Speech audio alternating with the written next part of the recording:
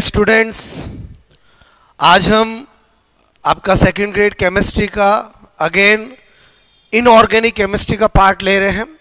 मैंने आपको इससे पहले कंप्लीट आपको फिजिकल केमिस्ट्री मैंने आपको 10 यूनिट एक साथ करवाए थे।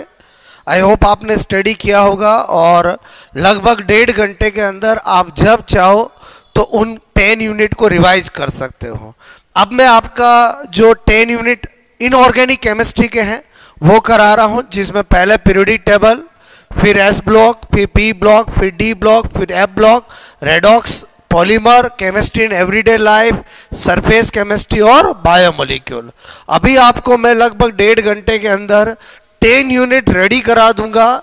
मेरे कहने का मतलब है जो स्टूडेंट बहुत घबरा रहे हैं कि हमारा सिलेबस नहीं हुआ, उनके लिए ये रामबाण है कि अगर आप केमिस्ट्री के बोलो एक लेक्चर जो मैंने कल आपको फिजिकल का करवाया 1.5 घंटे में आप चाहो तो 2-3 बार 1.5 घंटे बोलो रोज रिवाइज कर सकते हो। 1.5 घंटे में आपको इनऑर्गेनिक करा रहा हूँ और आपसे मैं कहूँ अगर आप चाहोगे तो मैं ऑर्गेनिक का भी करा दूंगा। मेरे कहने का मतलब है कि जब आप 5 घंटे 4 घंटे के अंदर पूरी केमिस्ट्री आप जब चाहो कितनी बार रीड कर सकते हो। और मैंने आपको फिजिक्स जो करवाया था, अगर आपने देखा होगा 2-2.25 घंटे के अंदर पूरा फिजिक्स का 18 यूनिट मैंने करा दिया। बात समझना। तो मेरे कहने का मतलब मैं हमेशा यही कहता हूँ कि बहुत आसान होता है। एक बार आप जब डिटेल से पढ़ चुके हो तो अब आपको सेल्फ रिवीजन कैसे करना है, शॉर्ट समरी कैसे करना है, बोलो एग्जाम से पहले आपको क्या पता होना चाहिए, उसी के लिए मैं आपसे कहूँ ये मैं लेक्चर करा रहा हूँ। क्लियर? तो अभी मैं आपको 10 मिनट रेडी करा दूंगा, बस आपको पूरा लास्ट तक अच्छे से पढ़ना है। मेरे साथ आपको बोलो आपसे मैं कह रहा हूँ वर्क करना है कि वास्तव में एक एक चैप्टर जो सर पढ़ा रहे हैं, अगर इतनी इंफॉर्मेशन हमें याद हो जाएगी तो हमारा काम हो जाएगा। क्योंकि मैंने आपसे कहा एग्जाम आपका ऑब्जेक्टिव है, हर टॉपिक के अंदर कुछ बातें ऐसी होती है जो आपको याद होनी चाहिए, जिससे आप एग्जाम देते समय कॉन्फिडेंटल रहो और बाकी आपका प्रेजेंस ऑफ माइंड और कॉमन सेंस काम आता है। मेरे कहने का मतलब है कॉम्पिटिटिव एग्जाम्स के अंदर बहुत ज़्यादा पढ़ने से कोई स्टूडेंट सेलेक्ट नहीं होता है। जो स्मार्ट स्टडी करता है, स्मार्ट बन जाता है, वो सेलेक्ट हो जाता है। मेरी बात को हमेशा ध्यान रखना। क्लियर? तो अपन स्टार्ट करते हैं। सबसे पहले आपसे मैं को पीरियोडिक टेबल से स्टार्ट करता हूं, क्योंकि इनऑर्गेनिक का बेस ही वही होता है। तो सबसे पहले हम स्टार्ट करते हैं पीरियोडिक टेबल। पीरियोडिक टेबल आवर्त सारणी, इसमें हमें क्या आपसे मैं कहूँ याद होना चाहिए। तो सबसे पहली चीज तो हमें पता होना चाहिए कि जो मेंडलीफ ने आपसे मैं कह रहा हूँ आवर्त सारणी दी है, ठीक है, मेंडलीफ आवर्त सारणी, वो आपसे मैं कह रहा हूँ किस पर बेस्ड है। तो आपको पता है कि बेस्ड ऑन, आपसे मैं कह रहा हूं, मैंने कहा बेस्ड ऑन बोलो इंक्रीजिंग, मैंने कहा एटॉमिक मास, ठीक है, मतलब परमाणु भार के बढ़ते क्रम पर आधारित है। क्लियर? आपसे मैं करूं उसके बाद आए आधुनिक सारणी, मॉडर्न पीरियोडिक टेबल, ठीक है, आधुनिक आपसे मैं कहूं आवर्त सारणी, ये किस पे बेस्ड है। तो आपको पता होना चाहिए ये परमाणु क्रमांक एटॉमिक नंबर पे आधारित है, ठीक है। तो मेरे कहने का मतलब परमाणु बोलो क्रमांक पर आधारित है। आपसे सबसे पहले तो ये 2 बातें आपको याद होनी चाहिए, क्योंकि आपके एग्जाम में डायरेक्ट पूछ लिया जाता है। क्लियर? उसके बाद आप अच्छे से जानते हो कि जो long form of modern periodic table है उसमें टोटल आपसे मैं कहूँ ग्रुप जो है वो 18 है, 1 to 18 आपसे मैं कह रहा हूं, और टोटल जो पीरियड है वो आपसे मैं कहूँ 7 है, 1 to 7। यहां पर एवरी ग्रुप इज इंडिपेंडेंट, कोई सब ग्रुप नहीं होते हैं। क्लियर? तो आपसे मैं कह रहा हूं एक तो आपको ये आइडिया होना चाहिए। उसके बाद मैंने कहा पीरियोडिक टेबल के अंदर जो सबसे मेन चीज है जहां से एक्चुअली क्वेश्चन आता है वो है आपकी 3 प्रॉपर्टी, ठीक है। बोलो कौन सी प्रॉपर्टीज? मैंने कहा एक बोलो आईपी, आईपी मतलब क्या होता है, आयनन विभव, आयनाइजेशन पोटेंशियल, ठीक है, या आयनन ऊर्जा। मैंने कहा दूसरा आपको इलेक्ट्रॉन एफिनिटी, बोलो मैंने कहा इलेक्ट्रॉन बंधुता, ठीक है, इलेक्ट्रॉन मैंने कहा बंधुता, ठीक है।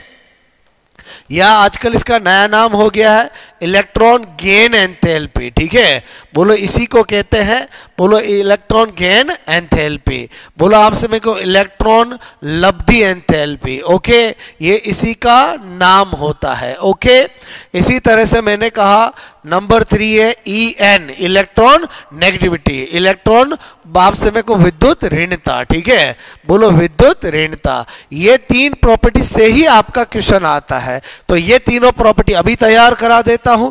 सबसे पहले मैंने कहा IP। ठीक है, IP के लिए आपको क्या पता होना चाहिए? नंबर 1 परिभाषा। आपसे मैं कह रहा हूं IP क्या होता है? कोई भी गैसियस, आपसे मैं कह रहा हूं ये विलगित, मैंने कहा विलगित गैसीय परमाणु है। ठीक है, गैसीय परमाणु मतलब आइसोलेटेड गैसियस एटम है, उसमें से जब हम एक इलेक्ट्रॉन निकालते हैं तो आपसे मैं कह रहा हूं जो ऊर्जा हमें देनी पड़ती है उसी को क्या कहते हैं? आयनन विभव कहते हैं। इसका मतलब हुआ आयनन विभव हमेशा कैसी प्रक्रिया होती है?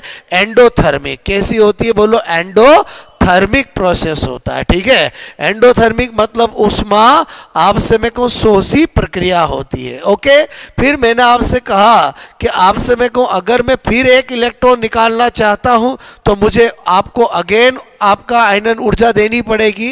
बोलो आपसे मैं करूं, लेकिन इस बार जो ऊर्जा देंगे वो पहले से ज्यादा देनी पड़ेगी, क्योंकि इलेक्ट्रॉन निकालने से पॉजिटिव चार्ज आता है और पॉजिटिव चार्ज आने से साइज घटती है, न्यूक्लियस का अट्रैक्शन बढ़ता है, इसलिए आपको इलेक्ट्रॉन निकालने के लिए और ज्यादा एनर्जी देनी पड़ेगी। अगर मैं आपसे कहूं फिर एक और निकालना चाहते हो तो मेरे कहने का मतलब है और ज्यादा एनर्जी देनी पड़ेगी। तो यहां पर इस परिभाषा के अंदर सबसे मेन चीज है कि ऑलवेज, चाहे दुनिया इधर से उधर हो जाए, हमेशा IP1 से ज्यादा क्या होता है? IP2 होता है, और IP2 से क्या होता है?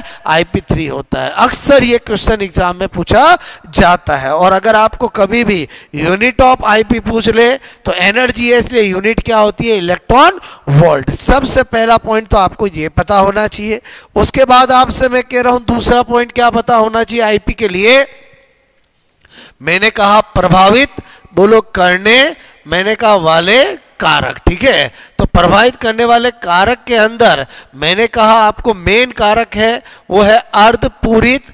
आपसे मैं करूं अर्धपूरित तथा, बोलो मैंने कहा अर्धपूरित, बोलो आपसे मैं करूं तथा पूर्ण पूरित, half filled and full filled. अर्धपूरित, पूर्ण पूरित, मैंने कहा कक्षकों। ठीक है, कक्षकों का स्थायित्व। ठीक है, stability of half field full filled orbital, ये कॉन्सेप्ट बहुत ज्यादा इंपॉर्टेंट है।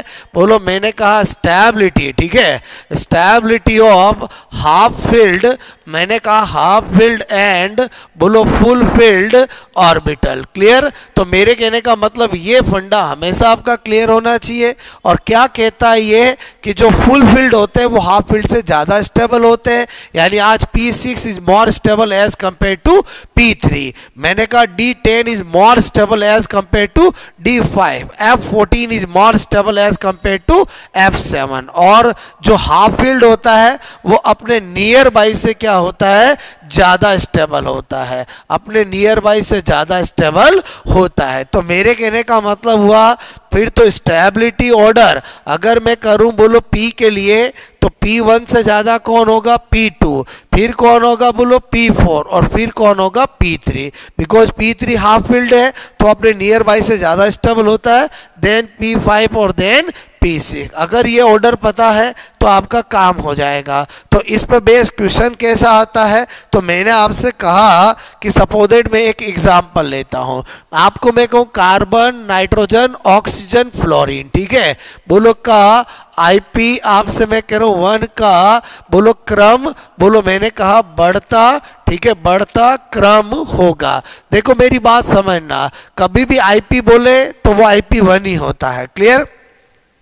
मैंने कहा कार्बन है, आप जानते हो 2p2 होता है, बोलो नाइट्रोजन है 2p3 होता है, ऑक्सीजन है 2p बोलो आपसे 4 होता है, और फ्लोरीन है 2p5 होता है। अब आप मुझे बताओ डियर स्टूडेंट कि ये हाफ फील्ड है, तो आपसे मैं कह रहा हूं मेरे कहने का मतलब ये और स्टेबल होगा। तो इसका मतलब हुआ कि बोलो अगर IP का 1 का ऑर्डर लिखूंगा तो पहले बोलो कौन आएगा, कार्बन, फिर कौन आएगा, ऑक्सीजन, फिर कौन आएगा, नाइट्रोजन, फिर कौन आएगा, फ्लोरीन। मेरे कहने का मतलब है ये ऑर्डर हो जाएगा। और अगर आपको IP2 का ऑर्डर पूछे तो आपको क्या करना है, बोलो आपसे मैं, अगर यही एग्जाम्पल मेरा 2 होता, मेरे कहने का मतलब सेम क्वेश्चन होता, और आपसे मैं कह रहा हूं मेरे पास यहां पर कार्बन, नाइट्रोजन, बोलो मैं आपसे कह रहा हूं ऑक्सीजन और फ्लोरीन होता, और मुझे IP2 का बढ़ता क्रम आपसे मैं करूं पूछा जाता, तो उस केस में हम क्या करेंगे,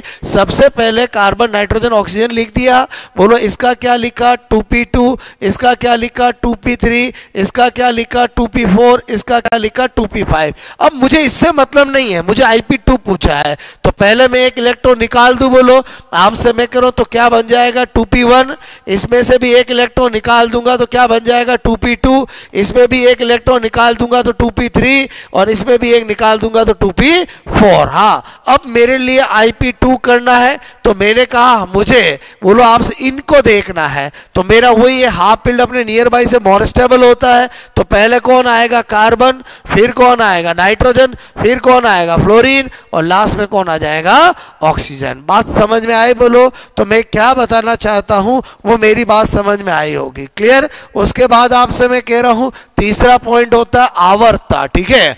आवर्तता मतलब क्या होता है, पीरियोडिसिटी, ठीक है। आपसे मैं कहूं पीरियोडिसिटी, ठीक है। पीरियोडिसिटी, आवर्तता का मतलब होता है कि कभी भी कोई भी प्रॉपर्टी है उसका पीरियोडिक टेबल के अंदर जब हम लेफ्ट टू बोलो आपसे मैं कह रहा हूं राइट जाते हैं और अप टू डाउन जाते हैं, तो बोलो आपसे क्या उसके अंदर चेंज आता है। तो यहां पर अगर मैं आपसे कह रहा हूं जब हम बोलो आपसे पीरियोडिक टेबल में लेफ्ट टू राइट जाते हैं तो आपको पता होना चाहिए एटॉमिक साइज क्या होती है, डिक्रीज होता है, और IP क्या होता है, इंक्रीज होता है। और लेफ्ट अप टू डाउन जाते हैं तो एटॉमिक साइज क्या होता है, बोलो इंक्रीज होता है, इसलिए IP क्या होता है, बोलो डिक्रीज होता है। आपसे मैं कहूँ मेरी बात समझ में आई होगी। तो एक अगर प्रॉपर्टी समझ में आई है तो इसी तरह से सारी प्रॉपर्टी होती है, क्लियर। तो मैंने कहा दूसरी प्रॉपर्टी कौन सी है, मैंने कहा EA मतलब क्या होता है, इलेक्ट्रॉन बोलो बंधुता, ठीक है। बट यहां पर क्या बात देने की ध्यान में रखने की है कि आपसे मैं कहूं सबसे पहली बात परिभाषा, ठीक है। अगर डेफिनेशन की बात करूं तो मैंने आपसे कहा कि ये कोई तत्व है, वही क्या होना चाहिए, बोलो आइसोलेटेड, मैंने कहा गैसियस बोलो एटम, ये तो मस्ट है, क्लियर। बोलो विलगित गैसीय परमाणु होना चाहिए, क्या होना चाहिए, बोलो विलगित, मैंने कहा गैसीय परमाणु, ओके। तो आपसे मैं कह रहा हूं जब हम इसमें बोलो एक इलेक्ट्रॉन जोड़ना चाहेंगे तो मेरे कहने का मतलब उस समय जो ऊर्जा उत्पन्न होगी उसको हम क्या बोलते हैं, EA बोलते हैं, इलेक्ट्रॉन गेन एंथैल्पी बोलते हैं, क्लियर। इसका मतलब ये तो एक्सोथर्मिक प्रोसेस हुआ, कैसा हुआ, एक्सोथर्मिक, उष्मा आपसे मैं कहूं शेपी हुआ, क्या हुआ, उष्मा शेपी, ठीक है। तो इसका मतलब इसके लिए डेल्टा H क्या होगा, नेगेटिव होगा, बात समझ में। लेकिन यहां पर क्या होता है कि अगर मैंने जैसे IP में किया वैसा करने की कोशिश करूं कि इसमें एक इलेक्ट्रॉन और जोड़ूं तो मैं जोड़ तो दूंगा, लेकिन यहां पर क्या होगा, फिर ऊर्जा आपसे मैं को उत्पन्न ना होकर क्या होगा, बोलो देनी पड़ेगी। इसका मतलब हुआ ये कैसा प्रोसेस हो जाएगा, एंडोथर्मिक हो जाएगा, क्लियर। तो इसका मतलब हुआ कि आपको हमेशा इसमें कभी भी सेकंड थर्ड जैसा नहीं पूछा जाता है, आपसे मैं कह रहा हूं ये ही आपको पूछा जाता है। लेकिन अगर आपको पूछा जाए कि किसी तत्व के अंदर बोलो आपसे इस तरह का दे रखा हो तो सेकंड इलेक्ट्रॉन जोड़ोगे तो यहां पर हमेशा क्या होगा, एक्सोथर्मिक, या डेल्टा H क्या आएगा, बोलो पॉजिटिव। मेरी बात समझ में आए, मैं क्या बताना चाह रहा हूं कि यहां पर आपको ध्यान रखना है कि पहला इलेक्ट्रॉन निकालते हैं तब ऊर्जा उत्पन्न होती है, देन उसके पहला इलेक्ट्रॉन जब जोड़ते हैं तो ऊर्जा क्या होती है, उत्पन्न होती है। फिर आप जितने भी इलेक्ट्रॉन जोड़ना चाहोगे तो इलेक्ट्रॉन के खुद के पास क्या होता है, नेगेटिव चार्ज होता है। और आपसे मैं कह रहा हूं जिस पर हम इलेक्ट्रॉन बोलो जोड़ना चाहते हैं पहले से नेगेटिव आ गया है तो रिपल्सन की वजह से क्या होता है, एनर्जी उत्पन्न ना होकर क्या होगा, बोलो आपको देनी पड़ेगी। मेरी बात समझ में है? इसलिए हमेशा इसमें हम केवल और केवल ये स्टडी करते हैं। तो पहला हो गया परिभाषा। फिर अपन बात करते हैं बोलो फैक्टर्स की, प्रभावित करने वाले कारक की। तो मैंने कहा यहां पर भी वही इंपॉर्टेंट है, अर्धपूरित, आपसे मैं कह रहा हूं एंड पूर्ण पूरित, आपसे मैं कहूं कक्षकों, ठीक है, का बोलो स्थायित्व, ठीक है, stability of half filled and full field. बोलो आपसे मैं कहूं यही फैक्टर इंपॉर्टेंट है। अगेन एग्जांपल से समझते हैं। मैंने कहा कार्बन, बोलो नाइट्रोजन, ऑक्सीजन, फ्लोरीन का मैंने कहा EA, ठीक है, बोलो क्या कहूं मैं, EA का बढ़ता क्रम, ठीक है, बढ़ता क्रम होगा। तो मेरे कहने का मतलब क्या बताना चाह रहा हूं मैं कि सबसे पहले हमें क्या करना है, ये कार्बन, ये नाइट्रोजन, ये ऑक्सीजन और ये फ्लोरीन, इसका क्या होता है बोलो 2, आपसे मैं कह रहा हूं P2, इसका क्या होता है 2P3, इसका क्या होता है 2P4, इसका क्या होता है बोलो 2P5। मेरी बात समझना दोस्तों, यहां पर मैं क्या बताना चाह रहा हूं कि आपको पता है कि यहां पर हम EA स्टडी कर रहे हैं जिसमें हमें एक इलेक्ट्रॉन जोड़ना है। तो हम ये जोड़ के देखेंगे कि किस में इलेक्ट्रॉन जोड़ेंगे तो ज्यादा एनर्जी उत्पन्न होगी, यानी इलेक्ट्रॉन जोड़ने के बाद किस में स्टेबिलिटी आती है। तो मेरे कहने का मतलब जब मैं बोलो इसमें इलेक्ट्रॉन जोड़ूंगा तो मैंने कहा 2P3 होगा, बोलो आपसे मैं को इसमें इलेक्ट्रॉन जोड़ूंगा तो 2P4 होगा, इसमें जोड़ूंगा तो 2P5 होगा, इसमें जोड़ूंगा तो 2P6 होगा। तो मैंने क्या देखा कि बोलो यहां पर ये चूंकि ऑलरेडी हाफ फील्ड है तो ये इलेक्ट्रॉन जोड़ना नहीं चाहेगा, बिकॉज यहां पर आपसे मैं करूं कौन अपनी स्टेबिलिटी को खराब करेगा। तो अगर यह इलेक्ट्रॉन जोड़ोगे तो बहुत कम एनर्जी रिलीज होगी। तो मेरे कहने का मतलब है यहां पर ऑर्डर क्या बन जाएगा, सबसे कम तो कौन होगा, नाइट्रोजन, उसके बाद आपसे मैंने कहा बोलो कार्बन, और फिर कौन होगा, ऑक्सीजन, और फिर कौन होगा, फ्लोरीन। क्योंकि हाफ फील्ड अगर स्टेबल होता है तो अपने नियर बाई से ही होता है। बात समझ में आई बोलो। उसके बाद वही मैं आपसे कहूं क्या बोलो, आवर्ता, बोलो तीसरा पॉइंट आवर्ता की बात करूं तो मैंने कहा यहां पर अगर वही आप सेम बोलो लेफ्ट टू आपसे मैं कहूँ राइट जाओगे और अप टू डाउन जाओगे तो मेरे कहने का मतलब है कि इधर आपका एटॉमिक साइज इंक्रीज तो मेरे एटॉमिक साइज बोलो डिक्रीज, तो EA क्या होगा बोलो इंक्रीज होगा, और इधर एटॉमिक साइज क्या होगा बोलो इंक्रीज, तो आपका EA क्या होगा डिक्रीज। बिकॉज आपको पता होना चाहिए कि EA जो होता है वो एटॉमिक साइज के क्या होता है, इनवर्सली प्रोपोर्शनल होता है। तो ये तो मैंने नॉर्मल बात बताई, उसमें आया। अब यहां पर क्या एक ट्विस्ट है, वेरी इंपॉर्टेंट ट्विस्ट क्या है, आपको पता होना चाहिए कि जो थर्ड आपसे मैं कहूं पीरियड के जो बोलो एलिमेंट होते हैं, क्लियर, उनका जो EA होता है वो सेकंड वालों से क्या होता है बोलो, सेकंड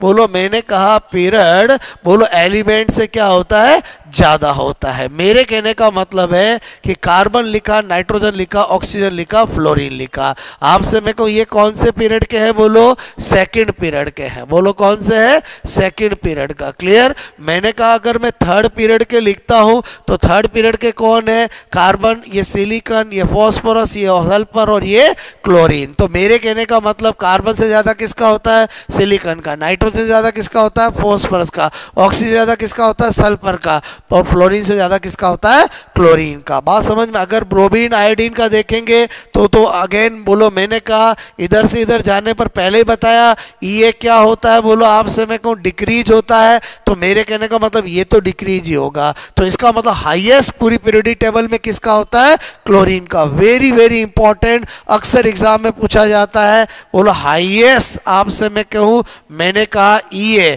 बोलो इन पीरियोडिक टेबल किसका होता है, क्लोरीन का होता है। बात समझ में आई, ओके। तो आपको मैंने सेकंड प्रॉपर्टी बताई। उसके बाद अगर हम देखें तीसरी प्रॉपर्टी कौन सी है अपना बोलो, EN क्या होता है बोलो, विद्युत ऋणता, ओके, इलेक्ट्रॉन नेगेटिविटी, ओके। सबसे पहली बात करें परिभाषा की तो मेरे कहने का मतलब है ये तो क्या है बोलो, कोवेलेंट बॉन्ड से बाउंडेड कोई भी एटम है उसकी बोलो अपनी ओर इलेक्ट्रॉन को खींचने की क्षमता है, power of attraction of electron. आपसे मैं कहूँ क्या होता है ये, पावर ऑफ, आफ्टर मैं कह रहा हूँ अट्रैक्शन, ठीक है, अट्रैक्शन ऑफ इलेक्ट्रॉन, यानी आपसे मैं कह रहा हूँ सह संयोजक मैंने कहा बंद ठीक है, से बंधित आपसे मैं करूं परमाणु, ठीक है, बोलो आपसे परमाणु का बोलो इलेक्ट्रॉन को अपनी ओर, बोलो अपनी ओर आपसे मैं करूं आकर्षित, आकर्षित मैंने कहा आकर्षित करने की क्षमता क्या होती है, बोलो आपसे मैं कह रहा हूं इलेक्ट्रॉन नेगेटिविटी होती है। तो आपसे मैं कह रहा हूं ये क्या होती है, बोलो यूनिट लेस होती है। क्लियर, बोलो just power of attraction of electron है। उसके बाद मैंने कहा अगर हम फैक्टर की बात करें तो मैंने आपसे कहा कि इसमें भी आपको ध्यान रखना है कि एटॉमिक्स आपका जो ईए होता है वो आपसे मैं करूँ एटॉमिक साइज के क्या होता है, इनवर्सली प्रोपोर्शनल। ठीक है, सीधी सी बात है, जिसका भी एटॉमिक साइज ज़्यादा होगा उसके बोलो इलेक्ट्रॉन के लिए न्यूक्लियस का अट्रैक्शन क्या होगा, बोलो कम होगा, और अट्रैक्शन कम होगा तो आपसे मैं को EN भी क्या होगा, कम होगा। क्लियर, और एटॉमिक साइज बोलो जितनी कम होगी अट्रैक्शन क्या होगा, बोलो न्यूक्लियस का ज़्यादा होगा, और अट्रैक्शन ज़्यादा होगा तो EN भी ज़्यादा होगा। बात समझ में आए। और मैं आपसे कहूँ दूसरा फैक्टर क्या है, परसेंटेज ऑफ S करेक्टर। ठीक है, तो मेरे कहने का मतलब है EN जो होता है वो परसेंटेज ऑफ S करेक्टर के क्या होता है, बोलो डायरेक्टली प्रोपोर्शनल होता है। मेरे कहने का मतलब जितने ज़्यादा S करेक्टर होंगे उतना ही EN ज़्यादा होगा। आपसे फॉर एग्जांपल आपको मैं कहूँ ये मैंने लिखा, बोलो एक CH2 लिखा और आपसे मैं कहूँ एक CH3 लिखा। ठीक है, आप जानते हो ये बोलो आपसे मैं कहूँ इथाइन है और आपसे मैं कहूँ ये एथीन है और ये कौन है, बोलो एथेन है। बात समझ में आए, बोलो ओके। आज इसका संकरण कौन सा होता है, sp, इसका क्या होता है sp2, इसका क्या होता है sp3। तो मेरे कहने का मतलब परसेंटेज ऑफ S करेक्टर अगर मैं देखता हूं तो S गुण की प्रतिशतता इसमें कितनी है, 50%, इसमें कितनी है 33.3%, और इसमें कितनी है 25%। बात समझ में आए। तो मैं अगर EN की वैल्यू देखूं तो इसकी 3.25, इसकी 2.75, इसकी 2.4। तो मुझे आइडिया क्या लग रहा है कि वास्तव में S करेक्टर जिसका ज़्यादा होता है उसका EN भी ज़्यादा होता है। भाई बात समझ में आए। तो आप सबसे पहली जो EN की स्केल बनी थी वो पोलिंग स्केल थी। किसकी थी, बोलो आपसे फर्स्ट EN स्केल कभी भी आपको पूछा जाए तो वो कौन सी होती है, बोलो पोलिंग स्केल होती है। बोलो कौन सी होती है, पोलिंग स्केल। बात समझ में आई मेरी आपको, ओके। तो ये मैंने आपको सबसे पहले, चूंकि इनऑर्गेनिक का बेस ही पीरियोडिक टेबल होता है, आपके माइंड में बिल्कुल पीरियोडिक टेबल का फंडा क्लियर होना चाहिए, क्योंकि पीरियोडिक टेबल से ही तो 4 चैप्टर निकलते हैं। बोलो S block, P block, D block और F ब्लॉक। बात समझ में आए। तो अपन नेक्स्ट स्टार्ट करते हैं। बोलो आपसे मैं कहूं, मैंने कहा S ब्लॉक। ठीक है, S ब्लॉक एलिमेंट, एक एक क्वेश्चन आपके हर चैप्टर से आएंगे। मैं क्या बताना चाह रहा हूं कि एक्चुअली आपको याद क्या रखना है। मेन चीज मैंने कहा ना, जब मेन एग्जाम देना चाहते हो तो आपको पता है कि पूरा सिलेबस पढ़ना है, तो हर टॉपिक में याद क्या होना चाहिए। मेन चीज ऐसी क्या है जो अगर मुझे पता हो तो मैं कॉन्फिडेंशियल एग्जाम में जाऊंगा। तो मैंने कहा S ब्लॉक के अंदर सबसे पहले तो बोलो ये किस, बोलो आपसे मैं कहूँ ग्रुप में है, तो मैंने कहा ग्रुप बोलो 1 और बोलो 2, यानी फर्स्ट और सेकंड। बात समझ में आए। बोलो उसके बाद मैंने कहा कि अगर बोलो पीरियड की बात करूं तो मैंने कहा S ब्लॉक एलिमेंट बोलो 1 to 7 सभी पीरियड के अंदर है। ठीक है, टोटल नंबर ऑफ एलिमेंट की बात करूं तो मैंने कहा टोटल 14 तत्व हैं। कितने हैं, बोलो टोटल एलिमेंट की बात करूं तो कितने हैं, 14 एलिमेंट है। उसके बाद मैंने कहा जो फर्स्ट ग्रुप आपसे मैं कह रहा हूं होते हैं जिसके अंदर lithium, sodium, potassium,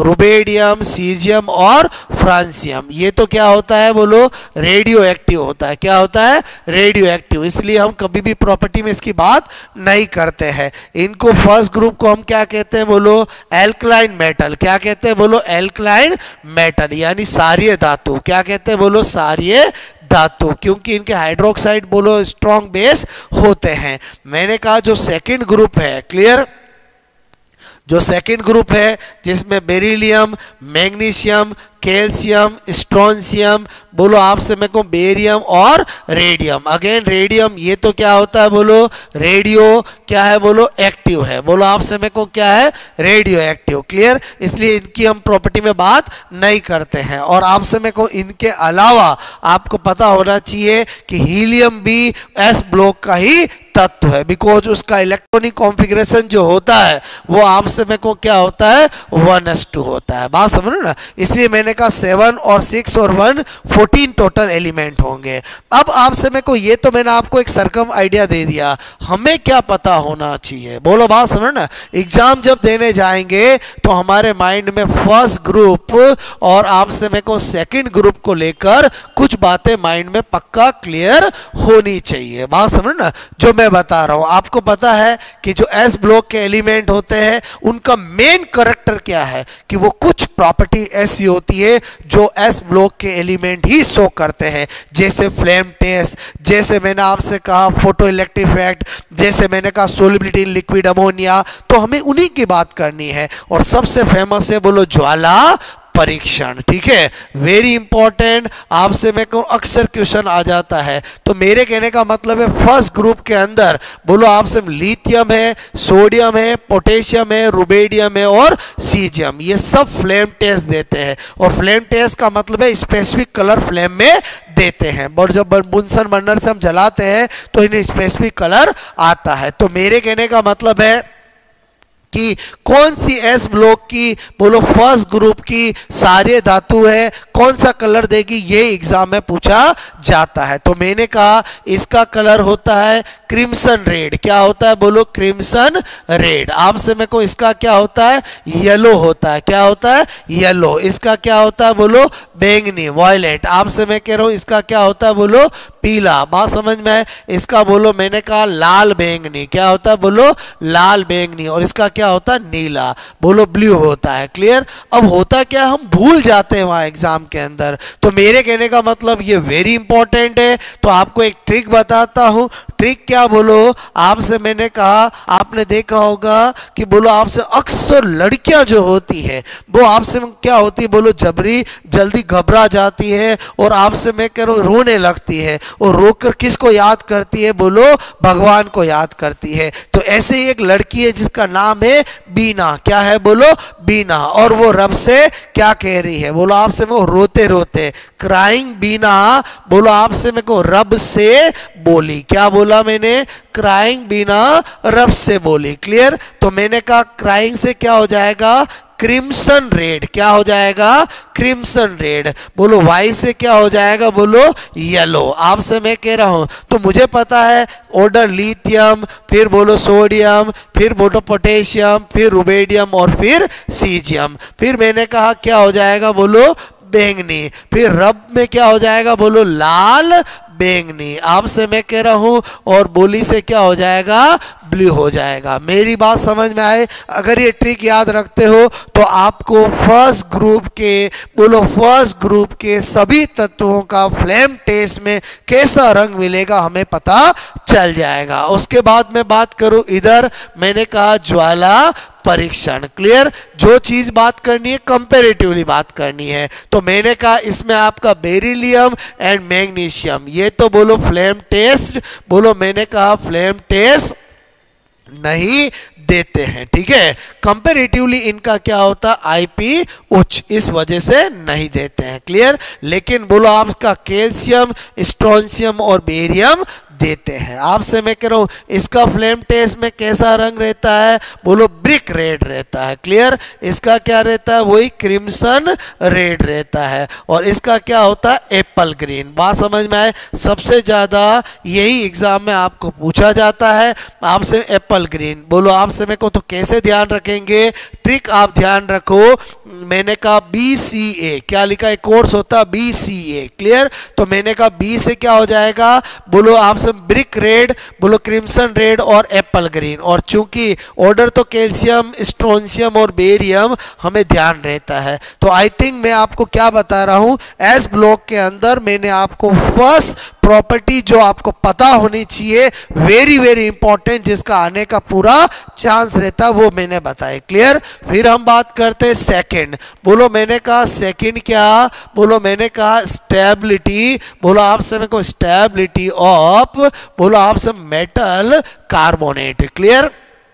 metal carbonate. तो हमें पता है कि जो फर्स्ट ग्रुप के तत्व होते हैं वो M2CO3 का क्या बनाते हैं? कार्बोनेट। क्योंकि M पर प्लस और CO3 -2, तो आपसे मैं करूं इनसे जो कार्बोनेट बनेगा वो M2CO3 टाइप का बनेगा। और जो आपसे मैं कहूं सेकेंड ग्रुप जो होते हैं, आपसे मैं कह रहा हूं सेकंड ग्रुप में बोलो क्या बनता है? बोलो ये M पर +2 और आपसे CO3 -2, तो इनमें MC3 टाइप का कार्बोनेट बनते हैं। इसका मतलब अगर मैं बात करूं तो ये हो गया मेरा लिथियम कार्बोनेट, ये मेरा हो गया सोडियम कार्बोनेट, ये मेरा हो गया पोटेशियम कार्बोनेट, ये मेरा हो गया रुबिडियम कार्बोनेट, और ये क्या हो गया? बोलो सीजियम कार्बोनेट हो गया। बात स्टेबिलिटी का करते हैं तो इधर से इधर जाने पर क्या होगा? बोलो स्टेबिलिटी इंक्रीज होगी। क्या होगी? बोलो इंक्रीज होगी। बात समझ में आई? बोलो ओके।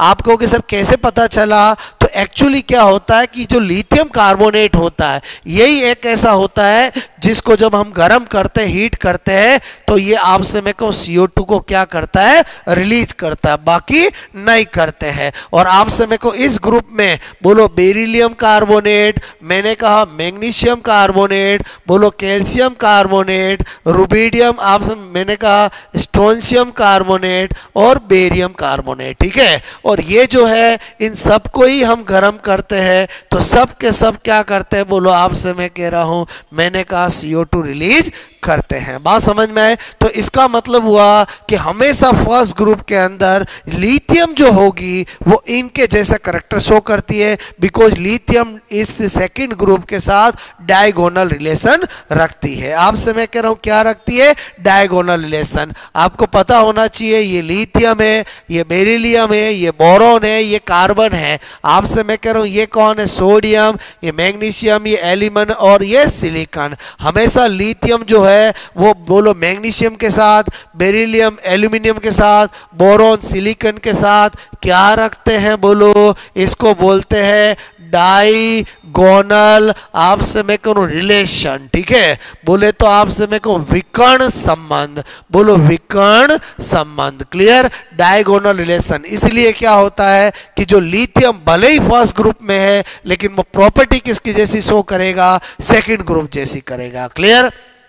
इसका तीसरा एग्जाम्पल क्या दे सकते हैं? बोलो मैंने कहा मेटल, बोलो आपसे मैं कहूं नाइट्रेट। ठीक है? अगर मैं देखूं यहां पर तो मैंने कहा ये M+ और ये NO3। क्लियर? तो मैंने कहा MnO3 बनेगा। क्लियर? और इधर आपसे मैं कहूं ये M+2 और ये NO3-, तो बोलो डेफिनेटली आपसे मैं कहूं MnO3 होल क्वाइज 2 टाइप का बनेगा। अब मैंने कहा यहां पर क्या होता है कि बोलो अगेन जो लिथियम आपसे मैं को नाइट्रेट होता है, जब उसको गर्म करते हैं तो वो ऑक्साइड प्लस आपसे मैं कह रहा हूं भूरी गैस प्लस आपसे रंगीन O2 गैस दोनों रिलीज करता है। बोलो बात समझ में आए? जबकि जो आपसे मेरे को अदर होंगे, जैसे मैंने कहा सोडियम नाइट्राइट है, बोलो नाइट्रेट है, उसको हीट करते हैं तो NaNO2 प्लस हाफ O2 केवल रंगीन गैस ही उत्पन्न करता है।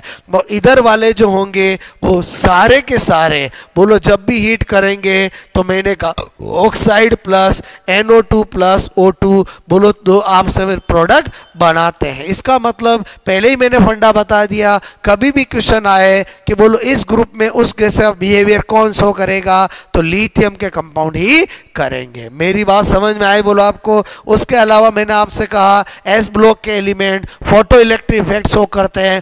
Photo electric effect first group के अंदर बोलो पोटेशियम रुबिडियम सीजियम करता है, और सीजियम सबसे बेस्ट बोलो आपसे, क्योंकि उसकी साइज बड़ी होती है, वो जल्दी इलेक्ट्रॉन रिलीज कर सकता है, इसलिए सीजियम का यूज फोटो सेल में किया जाता है। बात समझ में आई मेरी आपको? तो ये मैंने आपको थोड़ा सा एस ब्लॉक का आइडिया दिया है। उसके बाद हम लेते हैं, बोलो पी ब्लॉक एलिमेंट। कौन सा टॉपिक बोलो? P block element. देखो पी ब्लॉक एलिमेंट के अंदर एक्चुअली आपको क्या पढ़ना है, आपसे मैं कह रहा हूं, आप जानते हो कि बोलो 30, आपसे मैं कह रहा हूं बोरोन, मैंने कहा बोरोन फैमिली, ठीक है। बोलो आपसे मैं कहूँ कार्बन फैमिली, कार्बन फैमिली, आपसे मैं कह रहा हूं, मैंने कहा नाइट्रोजन फैमिली, बोलो नाइट्रोजन फैमिली, ओके। मैंने कहा जिसको निकोजन फैमिली भी कहते हैं, ऑक्सीजन फैमिली, और आपसे मैं कहूं, मैंने कहा हेलोजन फैमिली, ठीक है, हेलोजन फैमिली, क्योंकि जीरो ग्रुप तो अपना अलग से टॉपिक है, बात समझ ना। तो मैंने कहा बोरोन फैमिली के अंदर बोलो ज्यादातर जो क्वेश्चन आता है वो आता है, आपसे मैं कह रहा हूं, इसके 3 कंपाउंड जो आपको पता होना चाहिए। एक होता है B2S6, एक आपसे मैं कहूं, मैंने कहा बोरेक्स, ठीक है, और एक होता है बोरिक एसिड। बोलो बात समझ में आए? मतलब ये तीनों जो है, एक तो डाइबोरेन, डाइबोरेन, आपसे मैं कह रहा हूं, ओके, उसके बारे में आपको पता होना चाहिए, बोरेक्स, और बोलो आपसे बोरिक एसिड। इसमें आपसे मैं कहूं बोरेक्स जो बीड टेस्ट, मन का परीक्षण देता है, वो बहुत ही इंपॉर्टेंट है, वो आपको जरूर देखना चाहिए, ठीक है। बीड टेस्ट, बोलो आपसे मैं कह रहा हूं bead test, clear. Carbon family के अंदर आपको क्या पता होना चाहिए? एक तो कार्बन, आपसे मैं कह रहा हूं के अपर रूप, आपसे मैं कहूं अपर रूप मतलब आपको हीरा, आपसे मैं कह रहा हूं ग्रेफाइट, और मैंने कहा फुलरिन, इन तीनों में अच्छे से अंतर पता होना चाहिए कि इसका संकरण sp3 होता है, तो इसका sp2 होता है, तो इसका sp2 होता है। आपसे मैं कह रहा हूं, बोलो मैंने कहा इसकी टेट्राहेड्रल होती है, तो इसकी हेक्सागोनल प्लेनर होती है, तो आपसे मैं कहूं ये कैसा होता है? बोलो फुटबॉल लाइक, बक्की बॉल लाइक, क्योंकि बक मिस्टर फुलरिन ने इसकी खोज की थी, बात समझ ना। मेरे कहने का मतलब आपसे मैं करूं, ये विद्युत का क्या होता है? बोलो कुचालक। ग्रेफाइट क्या होता है? सुचालक। और ये भी क्या होता है? कुचालक। हम जानते हैं कि जो आपका ग्रेफाइट होता है हेक्सागोनल प्लेनर स्ट्रक्चर होती है, बोलो आपसे मैं करूं, इसलिए क्या होता है, इसमें फ्री इलेक्ट्रॉन होते हैं, और फ्री इलेक्ट्रॉन के कारण इसमें कंडक्टेंस का गुण आता है, बात समझ में।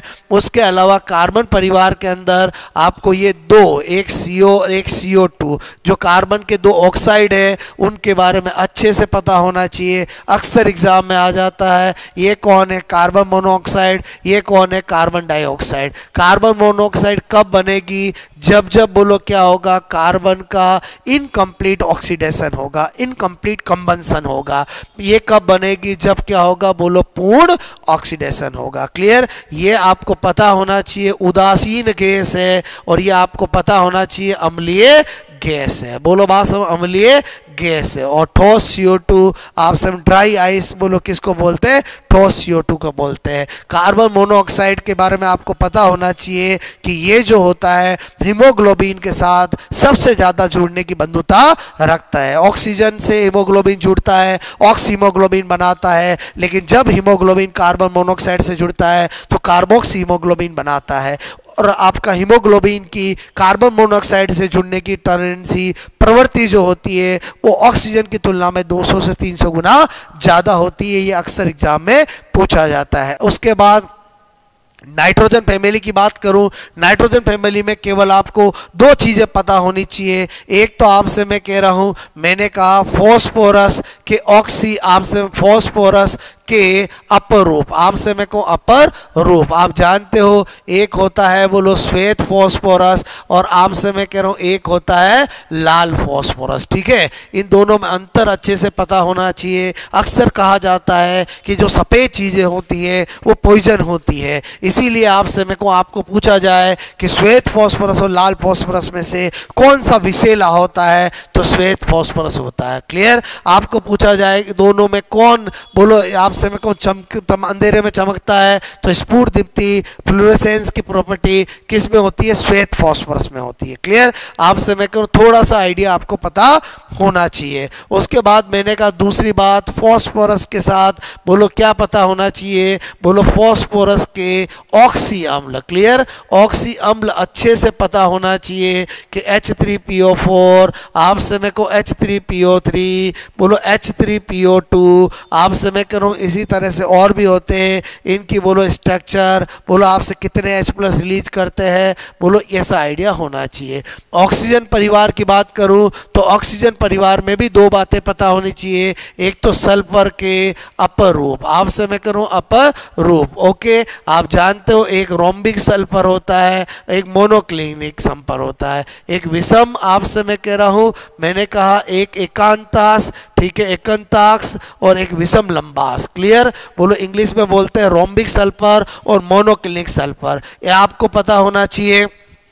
उसके अलावा सल्फर के बोलो वही ऑक्सी अम्ल, ठीक है, ऑक्सी अम्ल मतलब आपको सारे पता होना चाहिए कि H2SO4 क्या होता है, H2SO5 क्या होता है, H2SO3 क्या होता है, बोलो आपसे मैं कह रहा हूँ। ओके, फिर हैलोजन परिवार की बात करें तो हैलोजन परिवार में भी एक तो ऑक्सी अम्ल का फंडा क्लियर होना चाहिए। बोलो आपसे मैं कहूँ हैलोजन परिवार की बात करें तो हैलोजन फैमिली के अंदर आपसे मैं कह रहा हूँ एक तो आपको क्या पता होना चाहिए, inter halogen compound, inter halogen आपसे मैं कहूं कंपाउंड। अक्सर क्वेश्चन आ जाता है अंतर हैलोजन यौगिक, ठीक है, अंतर आपसे मैं करूं हैलोजन, बोलो आपसे मैं कहूं यौगिक, ठीक है, हैलोजन यौगिक, अंतर हैलोजन यौगिक, इंटर हैलोजन कंपाउंड का फॉर्मूला X आपसे मैं कहूं X' N होता है। क्लियर, बोलो आपसे मैं कह रहा हूं इसमें आपको पता होना चाहिए X' और N क्या होता है। X का मतलब होगा, मैंने कहा हाई, बोलो उच्च परमाणु क्रमांक, ठीक है, उच्च मैंने कहा परमाणु, ठीक है, क्रमांक, आपसे मैं कह रहा हूं बोलो हैलोजन, ठीक है, हैलोजन, बात समझ में आई, बोलो ओके। और मैंने कहा ये क्या होगा, बोलो निम्न परमाणु आपसे क्रमांक, मैंने कहा हैलोजन कंपैरेटिवली। क्लियर, ओके, और मैंने कहा ये क्या होता है 1, 3, 5 और 7। तो मैंने कहा अगर आप ICl3 देखते हो, ICl5 देखते हो, IF7 देखते हो, ICl देखते हो, तो ये इन्हीं की झलक है, क्योंकि मैंने आपसे कहा या 1, 3, 5, 7 आ सकता है। तो आपसे मैं कहूँ ये बोलो आपका क्या हो गया, X, बोलो X'1 हो गया, ये क्या हो गया X बोलो आपका 3 हो गया, ये X क्या हो गया 5 हो गया, ये X 7 हो गया। बस किस बात का ध्यान रखना है कि हमेशा जब इंटर हैलोजन कंपाउंड बनाते हैं या देखते हैं तो जो पहला दूसरे के कंपेयर में बोलो उच्च परमाणु क्रमांक वाला होना चाहिए। क्लियर, बात समझ में आई, बोलो आपको। अच्छा, उसके अलावा मैंने कहा हैलोजन में क्या पता होना चाहिए, ऑक्सी अम्ल, ठीक है, हैलोजन के 4 ही ऑक्सी अम्ल होते हैं, बोलो मैंने कहा एक HClO4, एक HClO3, एक HClO2 और एक HClO। बात समझ में आए, बोलो पर क्लोरिक एसिड, बोलो क्लोरस एसिड और हाइपोक्लोरस। क्लियर, इसको क्या बोलते हैं, बोलो आपसे पर, मैंने कहा क्लोरिक, बोलो एसिड, ठीक है, इसको क्या बोलते हैं, बोलो क्लोरिक एसिड, इसको क्या बोलते हैं, बोलो आपसे मैं कहूँ रस एसिड, इसको क्या बोलते हैं, बोलो हाइपो, मैंने कहा क्लोरस, आपसे हाइपोक्लोरस, बोलो एसिड, ठीक है, बोलो ये क्या होता है, बोलो पर, मैंने कहा क्लोरिक अम्ल, ठीक है, बोलो आप सबसे ज़्यादा स्ट्रॉन्गेस्ट एसिड होता है, बोलो ये मैंने क्या बोला क्लोरिक अम्ल, ठीक है, और ये क्या ऑक्सी अम्ल, और ये क्या होता है, बोलो क्लोरस, और आपसे मैं कहूँ ये क्या होता है, बोलो हाइपो, मैंने कहा हाइपोक्लोरस। क्लियर, एक तो आपको ये सारी बातें पता होनी चाहिए। उसके अलावा आपसे मैं कह रहा हूँ कि आपको स्टेबिलिटी की बात करें तो स्टेबिलिटी में आपको पता होना चाहिए F2, फिर Cl2, फिर Br2 और फिर आपसे मैं कहूँ I2। क्लियर, लेकिन आपसे मैं कहूँ यहाँ पर ध्यान रखना, एसिडिक ऑर्डर कभी भी पूछे तो आपको पता होना चाहिए HF, HCl, HBr और आपसे मैं कहूँ HI के अंदर सबसे ज़्यादा एसिडिक कौन होता है, HI होता है। बिकॉज आपसे मैं कहूँ HI इसलिए ज़्यादा एसिडिक होता है क्योंकि हाइड्रोजन की साइज है छोटी, आयोडीन की साइज है बड़ी, और आपसे मैं कहूँ इसमें बॉन्ड डिसोसिएशन एनर्जी क्या होती है, बहुत कम होती है, जल्दी से H+ रिलीज हो जाता है। क्लियर? तो कभी भी आपको ये हमेशा ध्यान रखना, HF और HI में ज़्यादा अम्लीय कौन होता है, HI होता है। अक्सर क्वेश्चन आ जाता है, स्टूडेंट गलत कर देता है, बात समझो ना। उसके अलावा आपको पता होना चाहिए जो फ्लोरीन होता है उसकी क्या होती है, बोलो हाईएस्ट आपसे मेरे को EN इन बोलो क्या होती है, पीरियोडिक टेबल। डायरेक्ट बहुत सी बार एग्जाम में पूछा गया है। और उसकी वैल्यू कितनी होती है, बोलो EN ऑफ फ्लोरीन, बोलो वैल्यू क्या होती है, बोलो 4 होती है। बात समझ में आए? जबकि क्लोरीन जो होता है उसका क्या होता है, बोलो हाईएस्ट EA, बोलो इलेक्ट्रॉन एफिनिटी इन आपसे मैं कहूँ पीरियोडिक टेबल। ये कुछ ऐसे फैक्ट है जो आपको डायरेक्ट पता होना चाहिए, वेरी वेरी इंपॉर्टेंट एग्जाम में पूछा जाता है। तो मेरे कहने का मतलब है पी ब्लॉक में आपको क्या पता होना चाहिए मैंने बताया। अब क्या होता है, पी ब्लॉक के अंदर ही आपका एक अलग से एक टॉपिक है जिसका नाम है जीरो ग्रुप। आपसे मैं करूं कौन सा, बोलो जीरो ग्रुप एलिमेंट। ठीक है, बोलो आपसे मैं कह रहा हूं हम बहुत अच्छे से जानते हैं कि बोलो 18 ग्रुप के मेंबर इसके होते हैं। और आपसे मैंने कहा बोलो हीलियम, नियॉन, मैंने कहा आर्गन, क्रिप्टॉन और जीनॉन और रेडॉन। बात समझ में आए? बोलो ओके। जिसमें ये तो एस ब्लॉक का है और ये क्या है, बोलो पी ब्लॉक के एलिमेंट। बात समझ में आए? अच्छा, इनका जो इलेक्ट्रॉनिक कॉन्फ़िगरेशन होता है वो मैंने कहा आपसे मैं कह रहा हूँ NS2, आपसे मैं कह रहा हूँ NP क्या होता है, 6 होता है, पूरा फील्ड होता है। इसलिए आपसे मैं करूँ ये क्या होते हैं, इनर्ट होते हैं। इन्हीं को क्या बोलते हैं, इनर्ट गैस भी बोलते हैं। इन्हीं को हम नोबल गैस भी बोलते हैं। आपसे मैं कह रहा हूँ क्या बोलते हैं, नोबल गैस भी बोलते हैं। वैलेंसी इनकी बोलो आपसे मैं कहूँ वैलेंसी इनकी क्या होती है, बोलो 0 होती है, इसलिए इनको जीरो ग्रुप एलिमेंट भी बोलते हैं। क्लियर? बात समझ में आए? बोलो अब मैंने कहा जनरली किसी से रिएक्शन करते नहीं है, बहुत कम कंपाउंड बनाते हैं, और वो भी कौन बनाता है, बोलो आपसे जिनॉन। ठीक है, तो जिनॉन ही जो है आपसे मैं कह रहा हूँ चूंकि फ्लोरीन हाईली बोलो क्या होता है रिएक्टिव, तो आपसे मैं कहूँ उसके साथ कंपाउंड बनाता है, XeF2 बनाता है। बोलो आपसे मैं कह रहा हूँ, बोलो मैंने XeF4 बनाता है। बोलो मैंने कहा यहाँ पर बोलो Xe आपसे मैं करूँ F6 बनाता है। और जिनोन डाइफ्लोराइड, टेट्रा और हेक्साफ्लोराइड। अक्सर आपको इनका संकरण पूछ लिया जाता है, आपसे मैं को इनकी स्ट्रक्चर्स पूछ ली जाती है। तो बहुत आसान है, मैंने आपको इससे पहले फिजिकल के अंदर सेकंडों में सोल्व करने का एक आपको बताया था आपसे ब्रह्मास्त्र कि बोलो 8+2, बोलो आपसे मैं को 1/2 करेंगे तो आपको पता होना चाहिए क्या आएगा, 5 का मतलब sp3d। अगर किसी ने इससे पहले जो मैंने 10 यूनिट फिजिकल का लगभग आप देखोगे तो 1.5 घंटे में मैंने 10 के 10 यूनिट पढ़ा दी है। अगर नहीं पढ़ा तो उसको पढ़ो, तो आपको वो 10 टॉपिक आपका रिवाइज हो जाएंगे। वहाँ पर मैंने बताया कैसे निकालते हैं। जिनोन में आउटर मोस्ट कितने इलेक्ट्रॉन होते हैं, 8, मोनोवेलेंट कितने हैं, 4। तो आपसे मेरे को कितना हो गया, बोलो यहाँ पर 6 का मतलब संकरण क्या होगा, sp3d2। आपसे मैं करूँ 8+6, बोलो आपसे मैं कह रहा हूँ करेंगे तो कितना हो गया, बोलो आपका 7 sp3d2 d3। बात समझ में आए? बोलो तो मेरे कहने का मतलब है आपको ये पता होना चाहिए। उसके अलावा जिनोन जो है कुछ कंपाउंड और बनाता है। बोलो आपसे मैं कह रहा हूँ O3 ये बनाता है। अदर कंपाउंड, ये आपसे मैं कहूँ अदर कंपाउंड एक्चुअली क्या बनते हैं, हाइड्रोलाइसिस से बनते हैं। किससे बनते हैं, हाइड्रोलाइसिस से। ठीक है, तो आपसे मैं कहूँ XeOF2, मैंने कहा Xe, बोलो आपसे मैं कहूँ XeOF4। क्लियर? तो आपसे मैं को इनके बारे में भी आपसे पूछ लिया जाता है। जब भी बोलो आपसे पूर्ण हाइड्रोलाइसिस होगा तो यही बनेगा। आपसे मैं को इनकी संकरण बोलो सब कुछ आप सेकंडों में निकाल सकते हो। जैसे आज मुझे इसका संकरण निकालना है तो आपसे मैं को क्या करूंगा, बोलो बाह्यतम कोष में कितने हैं, बोलो 8 इलेक्ट्रॉन, मोनोवेलेंट है नहीं, पॉजिटिव है नहीं, नेगेटिव है नहीं, काटा और मैंने क्या कर दिया, बोलो sp3 कर दिया। क्लियर? और इसकी जो स्ट्रक्चर होती है वो आपसे मैं कहूँ क्या होती है, बोलो पिरामिडल होती है। क्या होती है, बोलो पिरामिडल। बात समझ में क्या होती है बोलो, पिरामिडल। क्लियर। तो मेरे कहने का मतलब आप सेकंडों में चीजें निकाल सकते हो। अगर इसका मुझे निकालना है तो मैंने कहा 1/2 8 प्लस ये मोनोवैलेंट नहीं है, केवल हेलोजन का जोड़ूंगा, बोलो 10 का आधा 5, 5 का मतलब sp3d हो गया। अगर मुझे इसका निकालना हो तो 1/2 मैंने कहा 8 प्लस 4 मैंने कहा बोलो 12, 12 का आधा 6 क्या हो गया, sp3d2 हो गया। तो मेरे कहने का मतलब क्या है,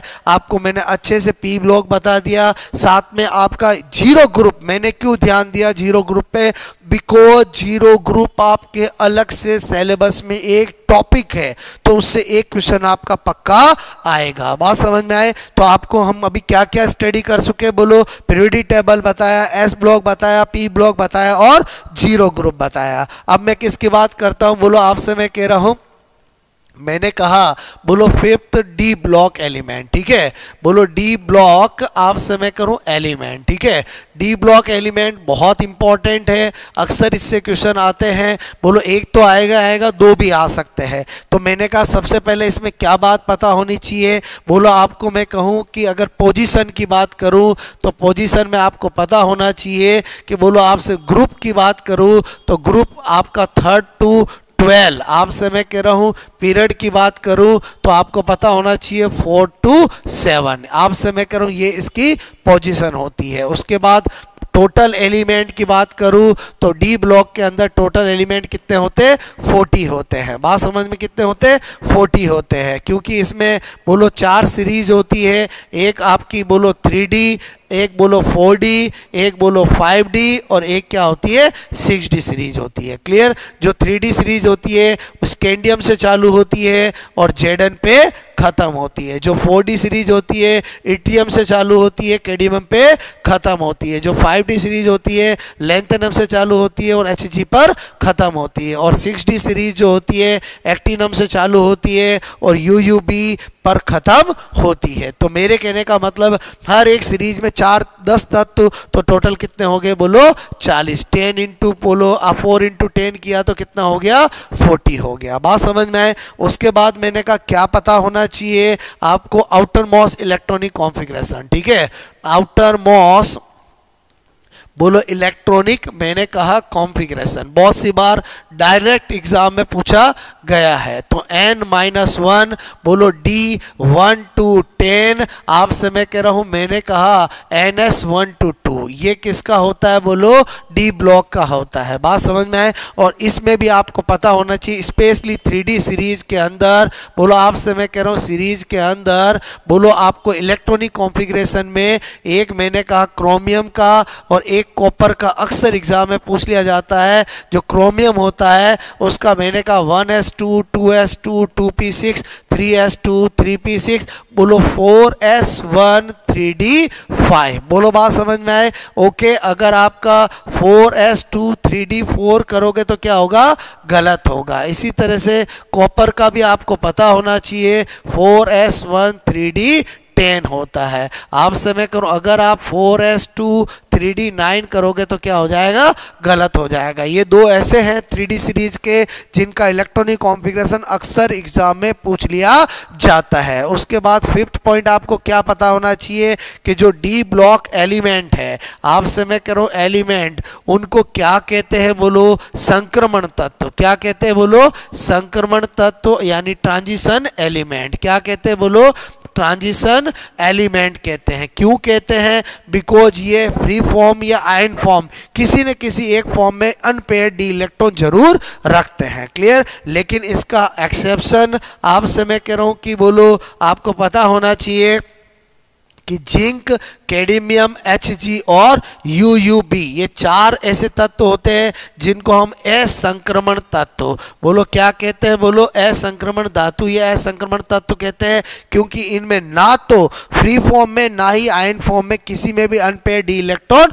नहीं होते हैं। तो मेरे कहने का मतलब है डी ब्लॉक के अंदर सबसे पहले आपको ये 5 पॉइंट याद होने चाहिए और उसके बाद आपको 6 पॉइंट में क्या याद होना चाहिए, इसकी स्पेसिफिक प्रॉपर्टी। आपसे मेरे को स्पेसिफिक प्रॉपर्टी की बात करें तो मैंने कहा आपको पता होना चाहिए नंबर 1 ये क्या करता है, मल्टीपल ऑक्सीडेशन स्टेट। ठीक है, मल्टीपल ऑक्सीडेशन स्टेट मेरे कहने का मतलब एक ही एलिमेंट एक से ज्यादा शो करता है। ऑक्सीडेशन स्टेट बहु ऑक्सीकरण अवस्था इसका बोलो मेन स्पेसिफिक गुण है, बहु ऑक्सीकरण अवस्था। ठीक है, बात समझ में आए बोलो। Fe होता है तो Fe+2 भी शो करता है, +3 भी करता है। वेनेडियम है तो +2 भी करता है, +3 भी करता है, +4 भी करता है, यानी एक ही एलिमेंट एक से ज्यादा करता है। बट इसके अंदर बोलो जिंक और आपसे मैं कह रहा हूं, मैंने कहा स्कैंडियम एंड जिंक ऐसे जो हैं वो इसके अपवाद है। बोलो आपसे मैं कहूं क्योंकि स्कैंडियम केवल और केवल +3 करता है और जिंक केवल और केवल +2 ही करता है। बोलो बात समझ में आए। उसके बाद मैंने आपसे कहा हाईएस्ट ऑक्सीडेशन स्टेट, बोलो 3D सीरीज के अंदर आपको पूछे तो मैंगनीज करता है और कितनी करता है, बोलो +7 करता है। क्लियर बात समझ में। और बोलो ये 3D सीरीज में, और डी ब्लॉक के अंदर ऑस्मियम करता है +8। ये हाईएस्ट इन पीरियड आपका डी ब्लॉक है और ये 3D सीरीज है। क्लियर। उसके बाद दूसरी प्रॉपर्टी मैंने कहा कलर्ड आयन। ठीक है, बोलो रंगीन आयन। आपसे मैं कह रहा हूं अक्सर आपको पता होना चाहिए कि डी ब्लॉक तत्व के जो आयन होते हैं वो कैसे आयन होते हैं, बोलो कलर्ड आयन होते हैं। मतलब आपसे मैं कह रहा हूं कलर्ड होने और आपसे कलरलेस होने का क्या क्राइटेरिया है, तो रंगीन कब होंगे, जब उनमें क्या होगा, बोलो अनपेयर्ड डी इलेक्ट्रॉन उपस्थित होगा। ठीक है, तो वो क्या होंगे, कलर्ड। और मैंने कहा रंगहीन कलरलेस कब होंगे, जब अनपेयर्ड। आपसे मैं को अनपेयर्ड मतलब अयुग्मित, आपसे मैं करूं डी इलेक्ट्रॉन अगर उपस्थित तो बोलो कलर्ड, और आपसे मैं कहूं डी इलेक्ट्रॉन अगर एब्सेंट तो क्या होगा, बोलो कलरलेस। तो क्या होता था पहले तो एग्जामों में यही पूछते थे कि कौन सा कलर्ड डी ब्लॉक आयन है और कौन सा कलरलेस है। बट आजकल क्या है, बोलो आपका कलर भी पूछने लग गए, तो कुछ आपको आयंस का कलर पता होना चाहिए, स्पेसिफिक कलर। तो मैंने कहा आपको, जैसे मैंने कहा कि बोलो मैंगनीज और आपसे मैंने कहा कोबाल्ट, इन दोनों का कलर कैसा होता है, आयन का पिंक होता है। तो आपसे मैं करूं, ये मैं एक ट्रिक बताता हूं, इससे ध्यान रख सकते हो। अक्सर आपने देखा होगा, आप किसी भी लड़की को पूछते हो आपका फेवरेट कलर क्या है, तो ज्यादातर लड़कियों का फेवरेट कलर गुलाबी पिंक होता है। तो आपसे मैं कह रहा हूं ऐसा क्यों, तो मैंने एक बार पूछा तो लड़की ने मुझे जवाब दिया कि सर बोलो गुलाबी पिंक बोलो मन को अच्छा लगता है। बोलो मैंने कहा गुलाबी जो है पिंक जो है वो क्या बोला, मन को अच्छा लगता है। बोलो मन को अच्छा लगता है। बोलो बात समझ में आए। तो मैंने कहा पिंक कलर किसका होता है, एक होता है बोलो मैंगनीज का और एक होता है बोलो कोबाल्ट का। ध्यान रखना, पूछा जाता है। इसी तरह से मैंने आपसे कहा Fe+2 और Fe+3 दोनों बोलो कलर्ड है, दोनों का रंग अलग होता है। बोलो आपसे मैं कह रहा हूं इसका होता है हरा और इसका होता है पीला।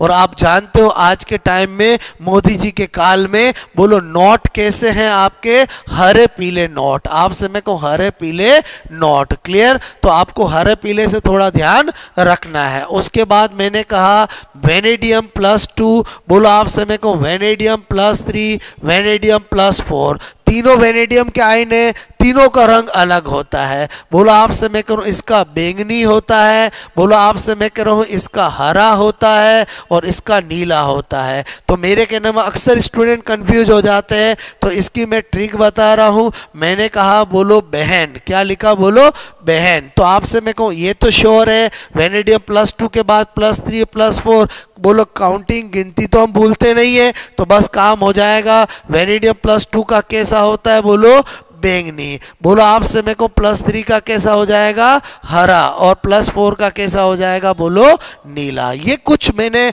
ऐसे आयन बताए हैं बोलो डी ब्लॉक के जिनका कलर डायरेक्ट एग्जाम में पूछा जाता है। क्लियर। और उसके अलावा मैंने कहा कि आपको पता होना चाहिए कॉपर+2 तो क्या होता है, रंगीन होता है, लेकिन कॉपर+2 जो होता है वो ब्लू नीला होता है। इसमें किसी ट्रिक की जरूरत नहीं है, बोलो दुनिया जानती है कॉपर+2 का सॉल्यूशन नीले रंग का होता है। ओके। तो मैंने कहा प्रॉपर्टी के अंदर एक प्रॉपर्टी क्या पता होनी चाहिए आपको कि बोलो मल्टीपल ऑक्सीडेशन स्टेट, दूसरी प्रॉपर्टी क्या पता होना चाहिए रंगीन आयन, तीसरा क्या होना चाहिए चुंबकीय गुण, ठीक है।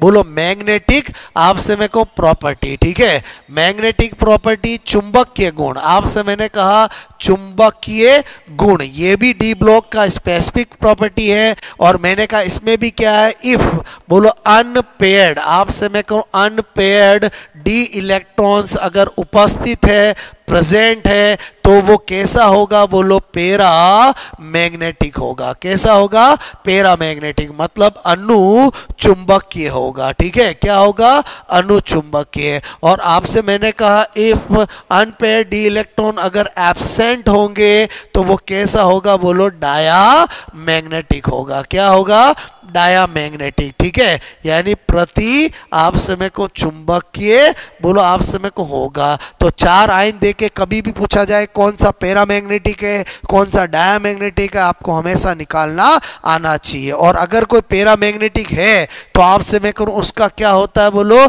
चुंबकीय आघूर्ण होता है। क्या होता है, बोलो चुंबकीय आघूर्ण। क्लियर। और मैंने कहा चुंबकीय आघूर्ण जो होता है बोलो n+2 बोलो रूट बार मैग्नेट्रॉन, इससे हम निकाल सकते हैं। या n क्या होता है, बोलो नंबर ऑफ अनपेयर्ड बोलो मैंने कहा डी इलेक्ट्रॉन। क्लियर। तो मेरे कहने का मतलब है कि अगर आपको लगता है अनपेयर्ड इलेक्ट्रॉन बोलो आप समय को एक है तो इस फॉर्मूले को यूज करोगे, बोलो n+2 बोलो रूट, तो आपसे मैं कह रहा हूं बोर मैग्नेट्रॉन में निकालोगे तो 1+2 का रूट करोगे तो आपको क्या पता चला, ये रूट 3 यानी 1.73। अगर आप 2 करोगे तो आपको पता चला, फॉर्मूले को यूज करोगे 2+2 तो आप समय को 4 और क्या हुआ √8 हुआ। आपको पता अगर √9 होता तो आप क्या निकाल लेते, बोलो 3 कर देते। तो कोई बात नहीं, ये 2.83 कर देता हूं। तो हम जब ये करते हैं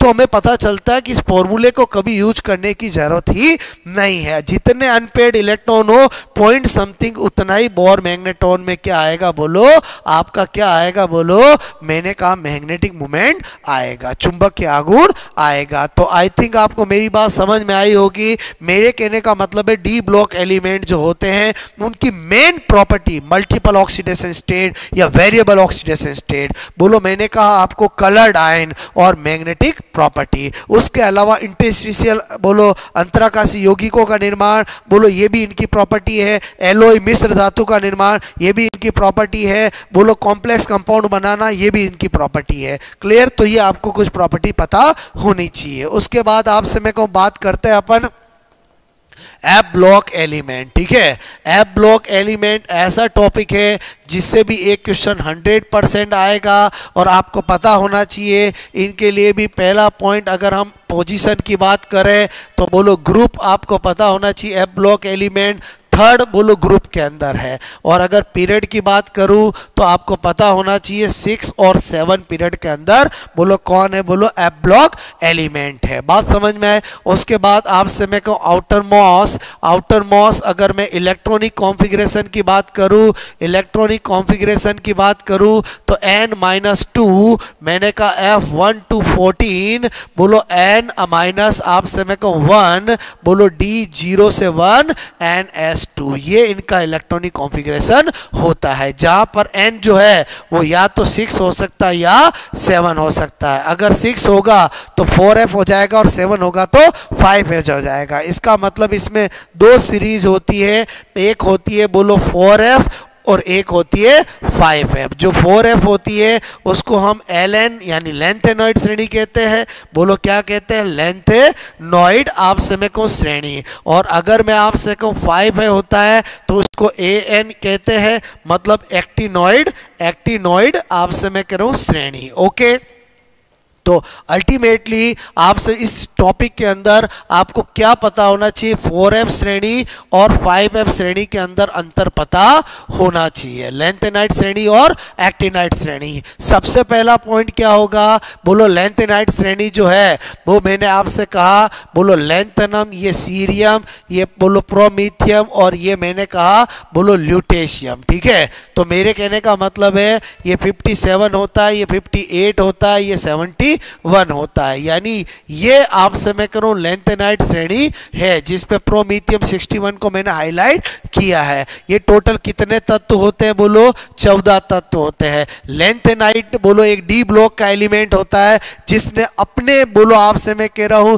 ग्रुप के अंदर इन 14 तत्वों को रखा, इसलिए श्रेणी का नाम क्या होता है? लेंथेनाइड होता है। इसी तरह से मैंने कहा एक्टिनाइड में क्या पता होना चाहिए? ये 89 आप समय को ये बोलो थोरियम 90 और मैंने कहा बोलो लॉरेंशियम 103। तो मेरे कहने का मतलब है ये यूरेनियम 92।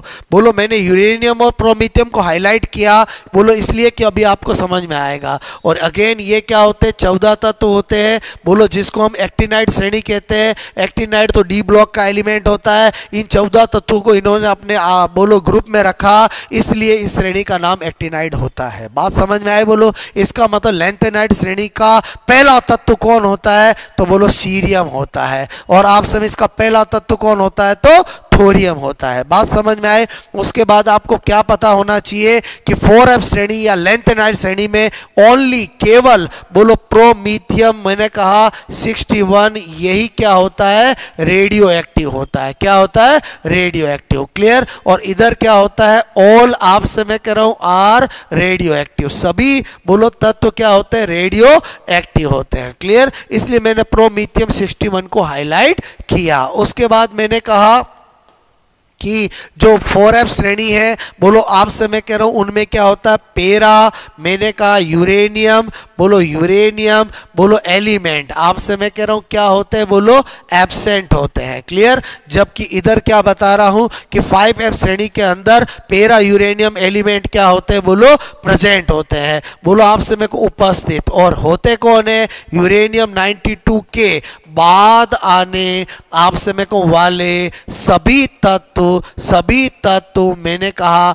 कृत्रिम आपसे मैं कह रहा हूं तथा मानव निर्मित बोलो मानव निर्मित आपसे मैं कह रहा हूं है जिनको हम क्या कहते हैं? पेरा यूरेनियम एलिमेंट। यूरेनियम के बाद वाले तो इसलिए पेरा यूरेनियम कहते हैं। क्लियर? उसके अलावा मैंने आपसे कहा कि बोलो 4th पॉइंट और क्या पता होना चाहिए इसी बोलो श्रेणी के अंदर। तो मैंने आपसे कहा कि बोलो आपको 4th पॉइंट ये पता होना चाहिए कि इनकी जो स्टेबल ऑक्सीडेशन स्टेट है, स्टेबल ऑक्सीडेशन स्टेट क्लियर क्या होती है? बोलो +3। और अदर ऑक्सीडेशन स्टेट जो होती है वो होती है +2 और +4। और आपसे मैं करूं 4f 5f श्रेणी की भी स्टेबल आपसे मैं कहूं ऑक्सीडेशन स्टेट जो होती है वो तो +3 ही होती है, लेकिन आपसे मैं कहूं अदर जो होती है वो ज़्यादा होती है +2 +4 +5 +6 +7 इतनी सारी होती है। क्लियर? इससे मुझे पता चलता है कि जो आपका 4f श्रेणी के तत्व है, लेंथेनाइड श्रेणी के तत्व है, उनमें संकुल बनाने की प्रवृत्ति क्या होती है? कम होती है। ठीक है? संकुल बोलो प्रवृत्ति क्या होती है? कम। और आप समय को इधर क्या होती है? बोलो ज्यादा होती है। क्या होती है? ज्यादा होती है। क्लियर? तो मेरे कहने का मतलब ये मैंने आपको कुछ बोलो बातें बताई। और उसके अलावा एक स्पेशल नोट कि जो लेंथेनाइड श्रेणी के तत्व होते हैं, लेंथेनॉइड आप समय करो श्रेणी बोलो के बोलो तत्वों आप समय करो की मिश्र धातु बोलो एलोई। मिश्र धातु मतलब क्या? बोलो एलोई को आप समय को मिश्र धातु ठीक है बोलो कहते हैं। तो अक्सर ये आरपीएससी में क्वेश्चन बोलो आ जाता है कि मिश्र धातु किसकी एलोई होती है? तो लेंथेनॉइड श्रेणी के तत्वों की होती है। उसके अलावा मेरे कहने का मतलब है दोस्तों आपको लेंथेनाइड और एक्टिनाइड श्रेणी के अंदर तत्वों का इलेक्ट्रॉनिक कॉन्फ़िगरेशन आपको पता होना चाहिए, उससे भी क्वेश्चन आता है। बाकी अंतर मैंने आपको बता दिया। तो हमने अभी पीरियोडिक टेबल देखा, एस ब्लॉक पढ़ा, पी ब्लॉक पढ़ा, आपसे मेरे को 0 ग्रुप पढ़ा, डी ब्लॉक पढ़ा, एफ ब्लॉक पढ़ा। यानी इनऑर्गेनिक का एक बार हमने बोलो आपसे मेरे को इतना बेस बनाया है। क्लियर?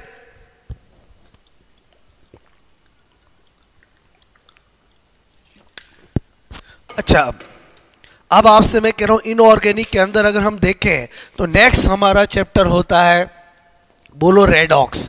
क्या होता है बोलो, मैंने कहा रेडॉक्स। ऐसा जनरल चैप्टर जिससे क्वेश्चन आ जाता है, और इसमें स्पेशली आपको क्या पता होना चाहिए, ऑक्सीडेशन आपसे मेरे को नंबर, ठीक है, ऑक्सीडेशन नंबर आपको निकालना आना चाहिए। मेरे कहने का मतलब है आपको कोई भी एलिमेंट दिया जा सकता है, जैसे आपको H2SO4 दिया और मैंने कहा का ऑक्सीडेशन नंबर बोलो आपसे मैं कहूँ क्या होगा, ठीक है, तो आपको पता है कि बोलो आपसे मैं कह रहा हूँ किसका निकालना है, सल्फर का।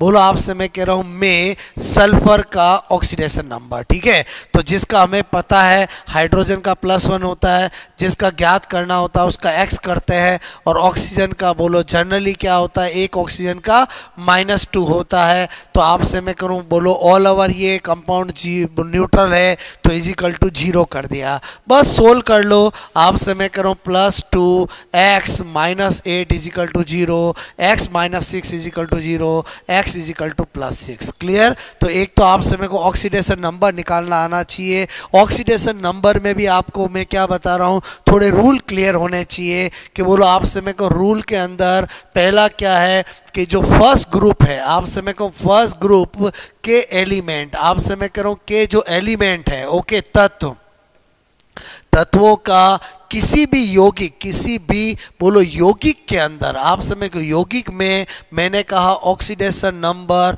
हमेशा क्या होता है, +1 होता है, ठीक है। तो आप समय को जैसे NaCl है तो NaCl में Na क्या होगा, +1 होगा। ऐसे ही मैंने कहा जो सेकंड ग्रुप है, बोलो आप समय कह रहा हूँ उनका किसी यौगिक में, बोलो किसी यौगिक में, बोलो मैंने कहा हमेशा क्या होता है, बोलो +2 होता है। क्लियर? इसी तरह से जैसे मैंने कहा MgCl2 है तो MgCl2 में Mg का तो क्या होगा, हमेशा +2 होगा। मैंने कहा फ्लोरीन का किसी भी बोलो आपसे मैं को यौगिक, ठीक है, किसी भी कंपाउंड बोलो आपसे मैं करूँ में हमेशा क्या होता है, बोलो -1 होता है। क्या होता है, बोलो -1। ये 3 रूल ऐसे हैं जिनमें हमेशा ऑलवेज फिक्स होता है। क्लियर? अब मैंने आपसे कहा कि अक्सर मैंने देखा है सेकंड ग्रेड के अंदर आपको किन का ऑक्सीडेशन पूछा जाता है, तो मैंने कहा आपको पूछते हैं OF2 का पूछते हैं। बोलो आपसे मैं कहूँ आपको KO2 का पूछते हैं, आपसे मैंने कहा बोलो आपसे H2O2 का पूछते हैं, बोलो Na2O2 का पूछते हैं, बोलो आपसे मेरे को इनका ऑक्सीडेशन नंबर पूछा जाता है। तो आपसे मैं करूँ आपको बिल्कुल घबराने की ज़रूरत नहीं है। जैसे OF2 का पूछा है, बात समझ ना, तो आपको किसका निकालना है, बोलो आपसे मेरे को ऑक्सीजन का निकालना है। क्लियर? तो आपसे मेरे को आपको जिसका फाइंड आउट करना है उसका क्या करोगे, X करोगे। अभी मैंने बताया फ्लोरीन का हमेशा किसी भी तत्व के अंदर, किसी भी यौगिक के अंदर क्या होता है, -1, तो x -2 इजिकल टू 0, तो x इजिकल टू +2 आ गया। जनरली ऑक्सीजन का सभी कंपाउंड में क्या होता है, -2 होता है, लेकिन मैं कुछ ऐसे एग्जांपल ले रहा हूं जिनमें बोलो अलग आता है, तो याद करने की जरूरत नहीं, लॉजिक से आ रहा है। KO2 के अंदर करना है तो बोलो पोटेशियम का तो अभी बताया किसी भी कंपाउंड में +1 होता है, बस फिर आप क्या करोगे, जिसका फाइंड आउट करना है उसका क्या करोगे, आपसे मैं कह रहा हूँ बोलो x बनाओगे, और आपसे मेरे को 2 ऑक्सीजन है तो 2x कर दिया, ऑल ओवर न्यूट्रल है तो 0 कर दिया। इसको सोल्व करोगे तो क्या आएगा, -1 और x इजिकल टू -½ आ जाएगा। क्लियर? हाइड्रोजन पेरोक्साइड H2O2 का करोगे तो मेरे कहना मतलब हाइड्रोजन का +1 और जिसका ज्ञात करना x इजिकल टू 0, तो 2x इजिकल टू -2, तो x equal to -2 divide by 2, x equal to क्या आ गया, -1। इसलिए कहा जाता है पेरोक्साइड सभी कंपाउंड में हमेशा ऑक्सीजन का बोलो एक ऑक्सीजन का -1 होता है। इसका करोगे तो मैंने कहा सोडियम का तो +1, बोलो ऑक्सीजन का ज्ञात करना है, बोलो 2 है ऑक्सीजन तो 2x इजिकल टू 0, तो 2x equal to -2, x equal to -1। मेरे कहने का मतलब है आप इनमें देखोगे तो ऑक्सीजन का किसी में भी -2 नहीं आया, इसीलिए एग्जाम में पूछे जाते हैं। क्लियर? अच्छा, उसके बाद मैं आपसे कहूँ रेडॉक्स के अंदर रेडॉक्स अभिक्रिया क्या होती है, तो आपसे मैं कहूँ रेडॉक्स रिएक्शन का मतलब होता है जिसमें क्या हो, बोलो ऑक्सीडेशन एंड रिडक्शन, बोलो दोनों आपसे मैं को हो। क्लियर? जैसे मैंने यहाँ पर लिखा, आपसे मैं कह रहा हूँ CuSO4 + Fe और मैंने कहा FeSO4 और Cu। क्लियर? तो यहाँ पर हम देखते हैं कॉपर का कितना है +2, यहाँ पर कितना है 0, यहाँ पर आयरन आयरन का कितना है 0, क्योंकि जो मुक्त होते हैं उन सबका 0 होता है, और यहाँ पर +2। इसका मतलब यहाँ पर इसका क्या हुआ है बोलो, रिडक्शन हुआ है। क्लियर। और आपसे मेरे को यहाँ पर क्या हुआ है, ऑक्सीडेशन। तो मेरे कहने का मतलब है जिसमें रिडक्शन और ऑक्सीडेशन दोनों होता है उन्हें हम कैसी अभिक्रिया कहते हैं, रेडॉक्स अभिक्रिया कहते हैं। क्लियर। और रेडॉक्स में आपको कभी भी कोई क्वेश्चन आ जाए बैलेंसिंग का तो वो तो बहुत आसान होते हैं, 4 ऑप्शन से आप बोलो करके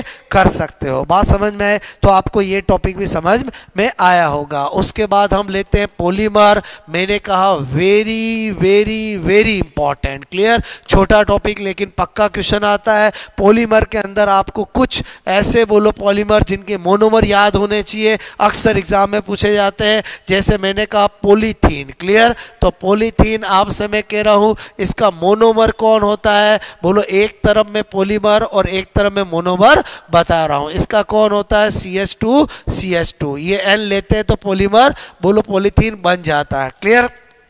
मैंने कहा PVC बोलो पॉलीवाइनिल क्लोराइड, इसका मोनोमर क्या होता है CH2 डबल बॉन्ड CH2, और मैंने कहा Cl यानी वाइनिल आपसे मैं कहूँ क्लोराइड जो होता है वो आपसे मैं करूँ इसका क्या होता है, ये पॉलीमर होता है बोलो PVC। मैंने कहा PAN पॉली एक्रिलोनाइट्राइल बोलो इसी को ऑर्लोन भी कहते हैं। क्या कहते हैं, ऑर्लोन। आपसे मैं को इसका मोनोमर क्या होता है CH2 और मैंने कहा CN। ठीक है। इसी तरह से मैंने कहा आपको पॉलीस्टाइरीन बोलो पॉलीस्टाइरीन आपसे मैं कह रहा हूं आपको बोलो पूछा जाए तो मैंने कहा आपको ये जो मैंने लिखा है दिस वन इज आपसे मैं को स्टाइरीन, ये क्या होता है बोलो स्टाइरीन। तो अगर हम इसके N ले लेंगे तो क्या बन जाएगा पॉलीस्टाइरीन। इसका यूज बेबी फीडिंग बोतल बनाने में किया जाता है। बोलो अक्सर पूछ लिया जाता है बेबी फीडिंग बोतल बनाने में किसका किया जाता है बोलो पॉली, मैंने कहा पॉलीस्टाइरीन का यूज किया जाता है। क्लियर।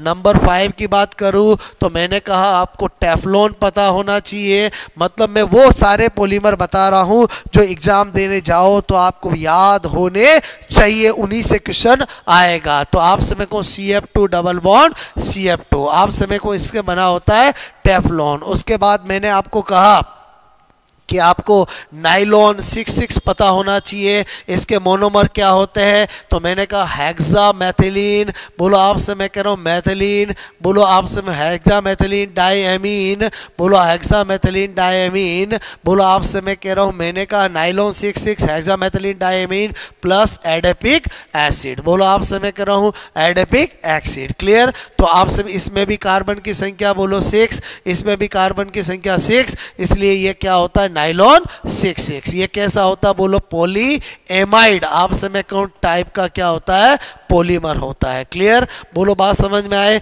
उसके बाद मैंने कहा आपको क्या याद होना चाहिए बेकेलाइट, अक्सर एग्जाम में आ जाता है। तो बेकेलाइट जो होता है वो एक रेजिन होता है और आपसे मैं करूं इसके अंदर जो मोनोमर होते हैं वो एक तो होता है बोलो फिनॉल और आपसे मैं कहूं क्या होता है बोलो फिनॉल, और एक होता है बोलो फॉर्मल्डिहाइड आपसे मैं कहूं फॉर्मल्डिहाइड। आपसे मैं कह रहा हूं मतलब होता है एक तो होता है बोलो फिनॉल और एक कौन होता है बोलो फॉर्मल्डिहाइड। जब हम इनके N लेते हैं तो रेजिन बनता है जिसको हम बेकेलाइट कहते हैं। स्विच वगैरह बोलो इसी के कॉम्ब वगैरह इसी के बनाए जाते हैं। उसके बाद नंबर 8 की बात करूं तो मैंने कहा डेक्रोन नाम सुना होगा या इसी को बोलते हैं टेरिलीन। क्लियर। टेरिलीन डेक्रोन एक ही बात है। आपसे मैं कहूँ डेक्रोन बोलूं या टेरिलीन, ये बोलो आपका पॉलीएस्टर टाइप का क्या होता है पॉलीमर होता है। पॉली आपसे मैं कहूँ एस्टर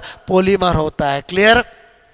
और मैंने कहा अगर इसके मोनोमर की बात करूं तो इसके मोनोमर जो होते हैं आपसे मैं को मोनोमर कौन कौन होते हैं, एक तो इथाइलिन ग्लाइकोल बोलो मैंने कहा इथाइलिन बोलो ग्लाइकोल, इथाइलिन ग्लाइकोल प्लस आपसे मैं कह रहा हूं मैंने कहा टर्बथैलिक एसिड, टर्ब बोलो थैलिक आपसे मैं कहूँ एसिड बोलो कौन होते हैं, एक मैंने कहा इथाइलिन बोलो ग्लाइकोल बोलो इथाइलिन ग्लाइकोल आपसे समय को इथाइलिन ग्लाइकोल CH2OH और CH2OH। क्लियर, इसके N मोल लेते हैं। और मैंने कहा टरथेलिक एसिड, बोलो आप समय कह रहा हूं KB क्या लेते हैं, बोलो N मोल लेते हैं। तो हमारा क्या बनता है, डेक्रोन बनता है। और डेक्रोन को ही टेरिलीन कहते हैं।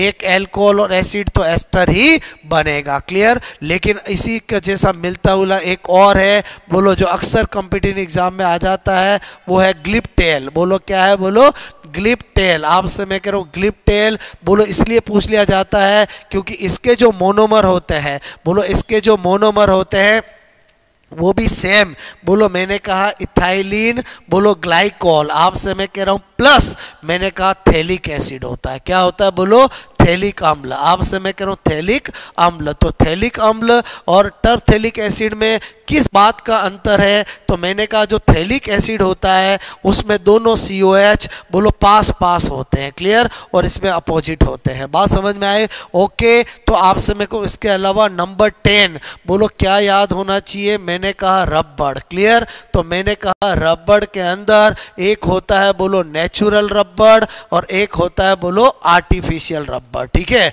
बोलो मैंने कहा नेचुरल और आर्टिफिशियल। क्लियर, नेचुरल रबड़ का तो एग्जाम्पल दुनिया जानती है, पोली आपसे मेरे को आइसोप्रीन। बोलो क्या होता है, पोली आइसोप्रीन। आपसे मेरे को पोली आइसोप्रीन क्या होता है, बोलो पोली आइसोप्रीन। और मैंने कहा जो आर्टिफिशियल रबड़ के 3 एग्जाम्पल होते हैं, एक नियोप्रीन, आपसे मैं कह रहा हूं मैंने कहा एक बूना, मैंने कहा S, और एक क्या होता है बूना N। क्लियर, तो मेरे कहने का मतलब नियोप्रीन जो होता है वो आपसे मैं करूँ 2-chloro-1,4 आपसे मैं करूँ ब्यूटाडाइन से मिलकर बना होता है। बोलो आपसे मैं कहूँ 2-chloro-1,4-1,3 ब्यूटाडाइन, इसके N से मिलकर बना होता है। बूना S और बूना N, बोलो बूना S जो होता है वो 1 आपसे मैं कहूँ 3 बोलो डाई ब्यूटाडाइन, मतलब आपसे मैं कहूँ इससे प्लस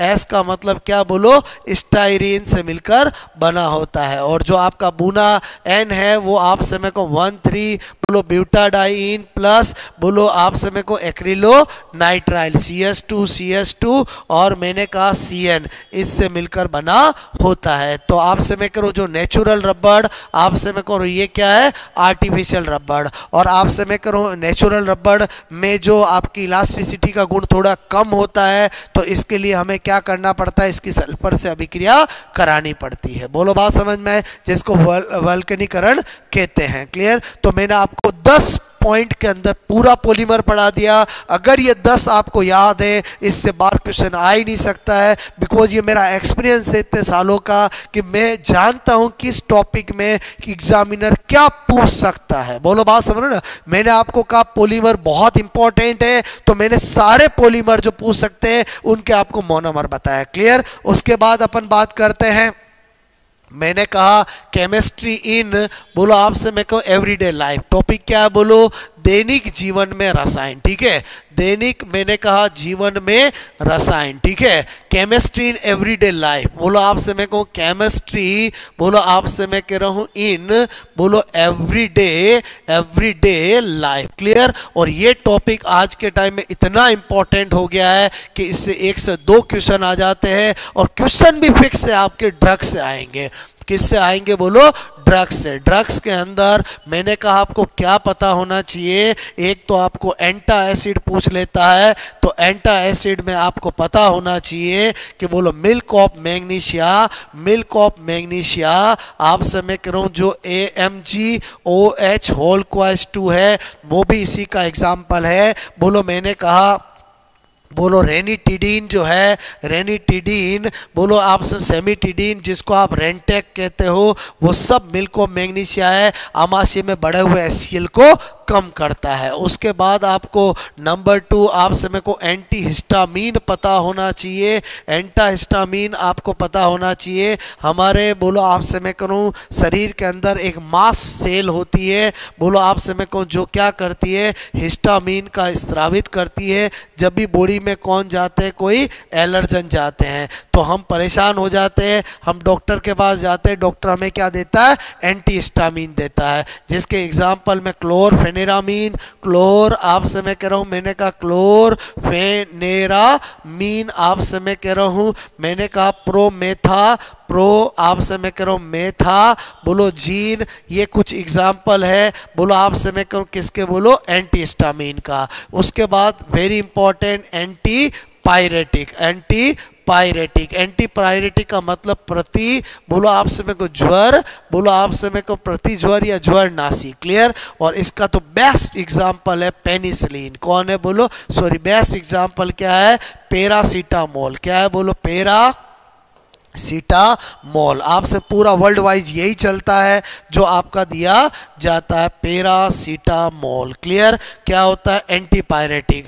उसके बाद मैंने आपसे कहा नंबर 4 क्या बोलो, एनाल्जेसिक, क्या बोल रहा हूं मैं, बोलो एनाल्जेसिक, बोलो तो रोग, बोलो दर्द निवारक, ठीक है, बोलो मैंने कहा दर्द निवारक। तो आपसे मैं कह रहा हूं दर्द निवारक के अंदर, बोलो आपसे मैं कहूँ एक तो आती है नॉन नारकोटिक, नॉन नारकोटिक, ठीक है, और एक आती है बोलो नारकोटिक, ठीक है।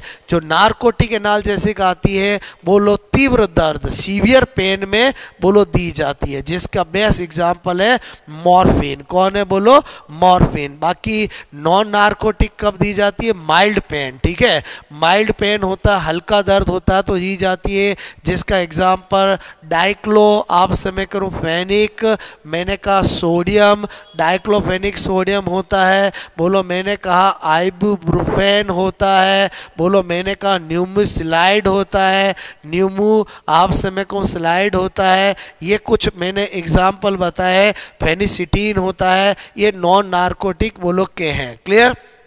इनको लेने से क्या होता है, आप एडिक्टिव नहीं होते, आदत नहीं बनती है, इनको लेने से क्या होता है, आदत बन जाती है, क्लियर। उसके बाद मैंने कहा वेरी इंपॉर्टेंट एंटीबायोटिक, ठीक है, एंटीबायोटिक, लगभग इसी से ज़्यादा क्वेश्चन आता है, बोलो प्रतिजैविक। आपको सबसे पहले तो पता होना चाहिए कि 1929 में बोलो अलेक्जेंडर फ्लेमिंग, अलेक्जेंडर फ्लेमिंग जो है, बोलो आपसे मैं करूँ ने, बोलो मैंने कहा पेनिसिलिन नोटेटम, ठीक है, पेनिसिलिन नोटेटम, बोलो नोटेटम, बोलो कवक, आपसे मैं करूँ कवक से, बोलो कवक से फर्स्ट मैंने कहा एंटीबायोटिक, बोलो एंटीबायोटिक, बोलो डिस्कवर की, बोलो डिस्कवर आपसे मैं कह रहा हूँ कि जिसका नाम क्या रखा, बोलो पेनिसिलिन रखा, क्या रखा बोलो, पेनिसिलिन, क्लियर। तो ये अक्सर एग्जाम में पूछ लिया जाता है। बाकी एंटीबायोटिक ऐसी केमिकल होते हैं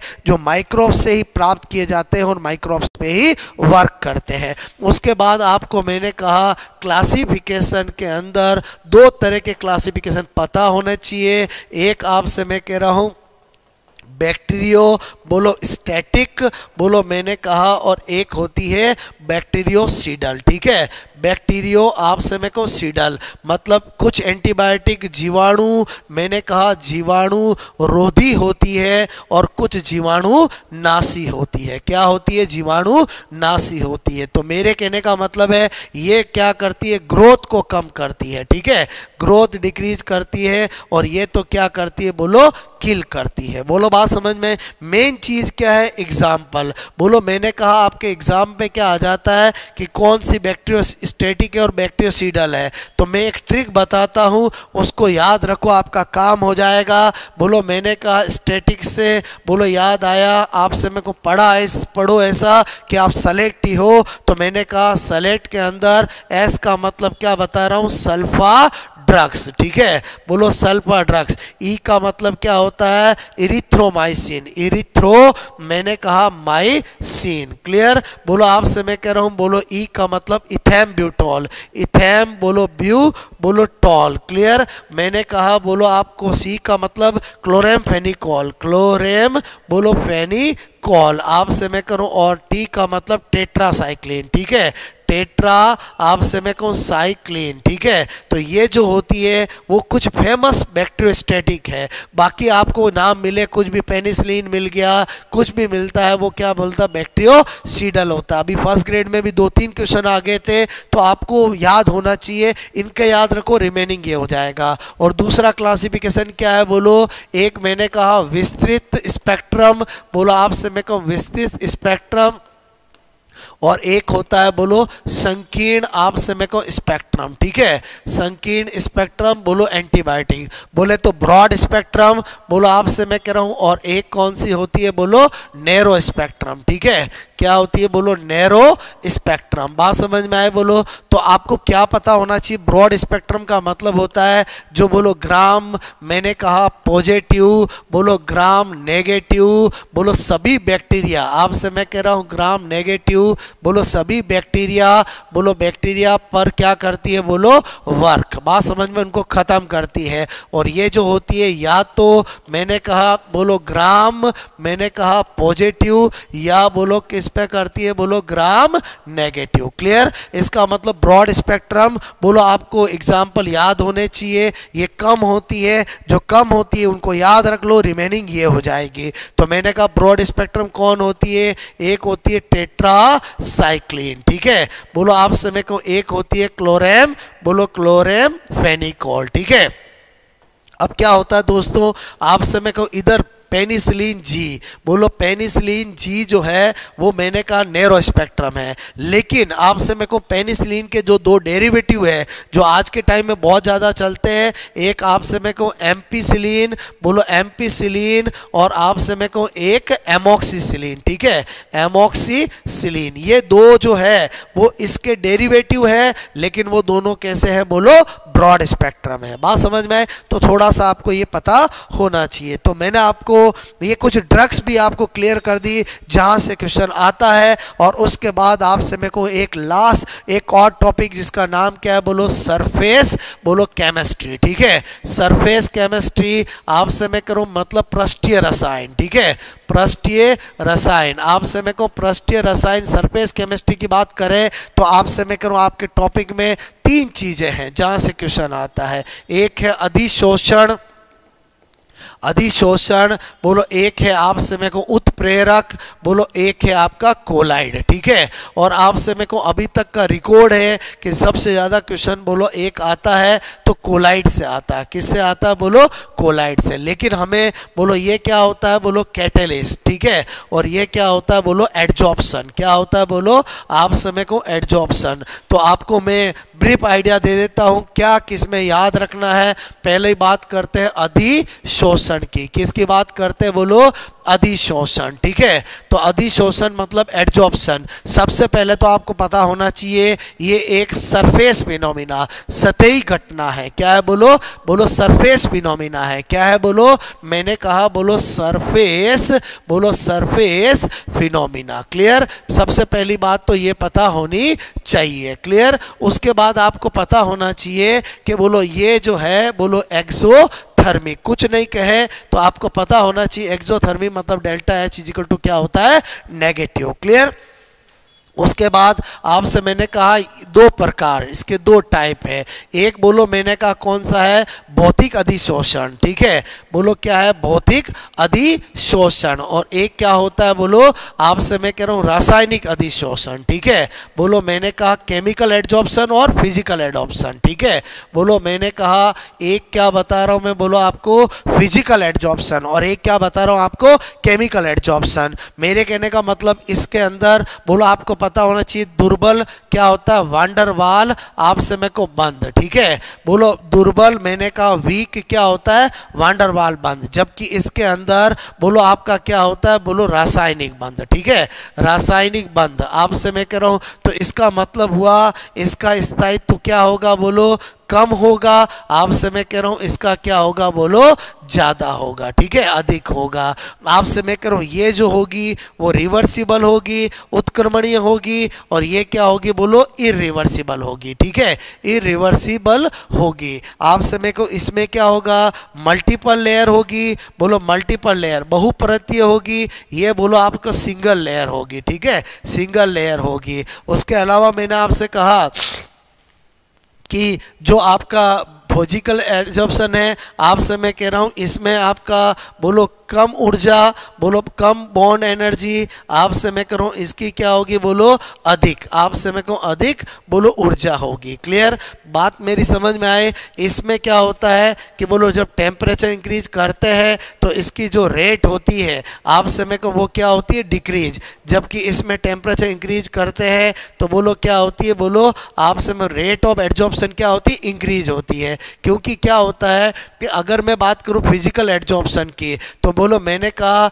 x upon m rate of adsorption और टेम्परेचर के बीच ग्राफ बनाते हैं तो ऐसा ग्राफ मिलता है फिजिकल एड्जॉर्प्शन में, और इसमें अगर हम x upon m rate of adsorption और टेम्परेचर का बनाते हैं तो ऐसा ग्राफ मिलता है। क्लियर, तो मेरे कहने का मतलब है आपको थोड़ा फिजिकल और केमिकल एड्जॉर्प्शन का आइडिया होना चाहिए। उसके अलावा आपको थोड़ा सा दाब का प्रभाव का आइडिया होना चाहिए। बोलो दाब का प्रभाव, इफेक्ट ऑफ प्रेशर, तो मैंने कहा आपको ये x अपॉन m है और ये मैंने कहा प्रेशर है। प्रैक्टिकली जब देखा गया तो ऐसा ग्राफ मिलता है, तो ऐसा ग्राफ मिलता है तो इसमें 3 पॉइंट आपको मैं बता रहा हूँ। एक ये क्या है, बोलो लो प्रेशर, ये क्या है, बोलो मीडियम प्रेशर, और आपसे मैं करूँ ये क्या है, हाई प्रेशर। क्या देखा गया प्रैक्टिकली, बोलो 8 लो प्रेशर।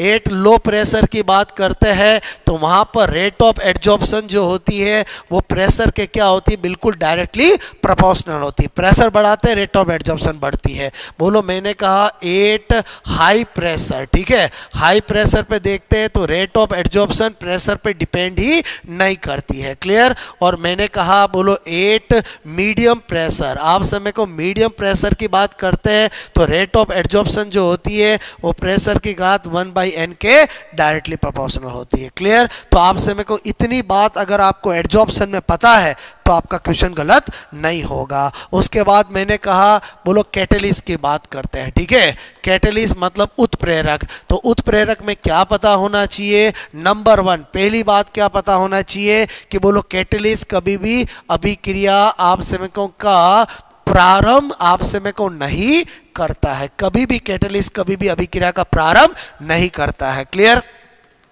अभिक्रिया के अंत में आप समय को अंत में बोलो कैटलिस्ट आप समय कह रहा हूं का संगठन, मैंने कहा संगठन, बोलो आप समय को कंपोजिशन, बोलो में नो चेंज, कोई परिवर्तन नहीं आता है। ठीक है, तीसरी बात क्या बता रहा हूं मैं आपको कि बोलो जो आपका कैटलिस्ट है, बोलो कैटलिस्ट जो है उत्प्रेरक, वो आप समय को अभिक्रिया की दर आप समय को परिवर्तित, बोलो परिवर्तित आप समय को करता है, बढ़ा भी सकता है और घटा भी सकता है। अगर पॉजिटिव कैटलिस्ट है, बोलो कैटलिस्ट है, तो वो आपका क्या करेगा, रेट को क्या करेगा, इंक्रीज करेगा, और अगर नेगेटिव कैटलिस्ट है तो वो रेट को क्या करेगा, डिक्रीज करेगा। अगर आप समय को पॉजिटिव कैटलिस्ट रेट को इंक्रीज करेगा तो कैसे इंक्रीज करेगा, एक्टिवेशन एनर्जी को आप समय को डिक्रीज करके, और अगर कोई नेगेटिव कैटलिस्ट है रेट को डिक्रीज करेगा तो कैसे करेगा, एक्टिवेशन एनर्जी को इंक्रीज करके। इसका मतलब हुआ कि एक्टिवेशन एनर्जी जो है वो कैटलिस्ट पे डिपेंड करती है। उसके अलावा मैंने कहा फोर्थ पॉइंट क्या पता होना चाहिए, जो कैटलिस्ट होता है आप समय को कैटलिस्ट होता है, बोलो उससे इक्विलिब्रियम क्या होता है, अप्रभावित रहता है, यानी साम्य जो होता है, इक्विलिब्रियम जो होता है वो आप समय को उत्प्रेरक से क्या होता है, अप्रभावित, आप समय को अप्रभावित रहता है। क्योंकि जो कैटलिस्ट फॉरवर्ड और बैकवर्ड रिएक्शन को सेम रेट से बढ़ाएगा तो बोलो आपका इक्विलिब्रियम में कोई परिवर्तन नहीं आएगा। बात समझ में आई मेरी आपको? तो मेरे कहने का मतलब है ये आपको थोड़ा कैटलिस्ट के बारे में पता होना चाहिए। कैटलिस्ट दो तरह के होते हैं, एक आपसे मैं कहूँ समांगी और एक विषमांगी। तो समांगी उत्प्रेरण किसको कहते हैं, जिसमें रिएक्टेंट, प्रोडक्ट और कैटलिस्ट एक ही फिजिकल स्टेट वाले हो, और विषमांगी हेटेरोजेनस किसको कहते हैं, जिसमें अलग अलग फिजिकल स्टेट वाले हो। क्लियर? उसके अलावा मैंने कहा एक है आपका कोलाइड। क्लियर? तो कोलाइड के लिए एक तो पता होना चाहिए विषमांगी, बोलो आपसे मैं कह रहा हूं, मैंने कहा विषमांगी बोलो टाइप बोलो का होता है सॉल्यूशन, आपसे मैं कह रहा हूं होता है। दूसरी बात इसमें दो होती है, एक होती है परिक्षेपण बोलो प्रावस्था, आपसे मैं कह रहा हूं मेरे कहने का मतलब है डिस्पर्स्ड बोलो फेज होती है, और आपसे मैं कह रहा हूं एक इसमें परिक्षेपण बोलो माध्यम होता है। क्या होता है? परिक्षेपण माध्यम। मेरे कहने का मतलब है डिस्पर्जन बोलो क्या होता है? मीडियम होता है। क्लियर? तो मेरे कहने का मतलब है ये दो चीजों से मिलकर बना होता है। आप मन ही मन में सोच सकते हो कि इसको मान लो सोल्यूट और इसको मान लो सॉल्वेंट। बात समझ में, आपका काम आसान हो जाएगा। क्लियर? तो जब एक से ज्यादा चीजें होती है तो वो हमेशा हीट्रोजीनस सॉल्यूशन ही कहलाता है। उसके बाद आपको क्या पता होना चाहिए, जो कोलाइड होता है आपसे मैं कहूँ उसमें टिंडेल बोलो प्रभाव आपसे दर्शाता है।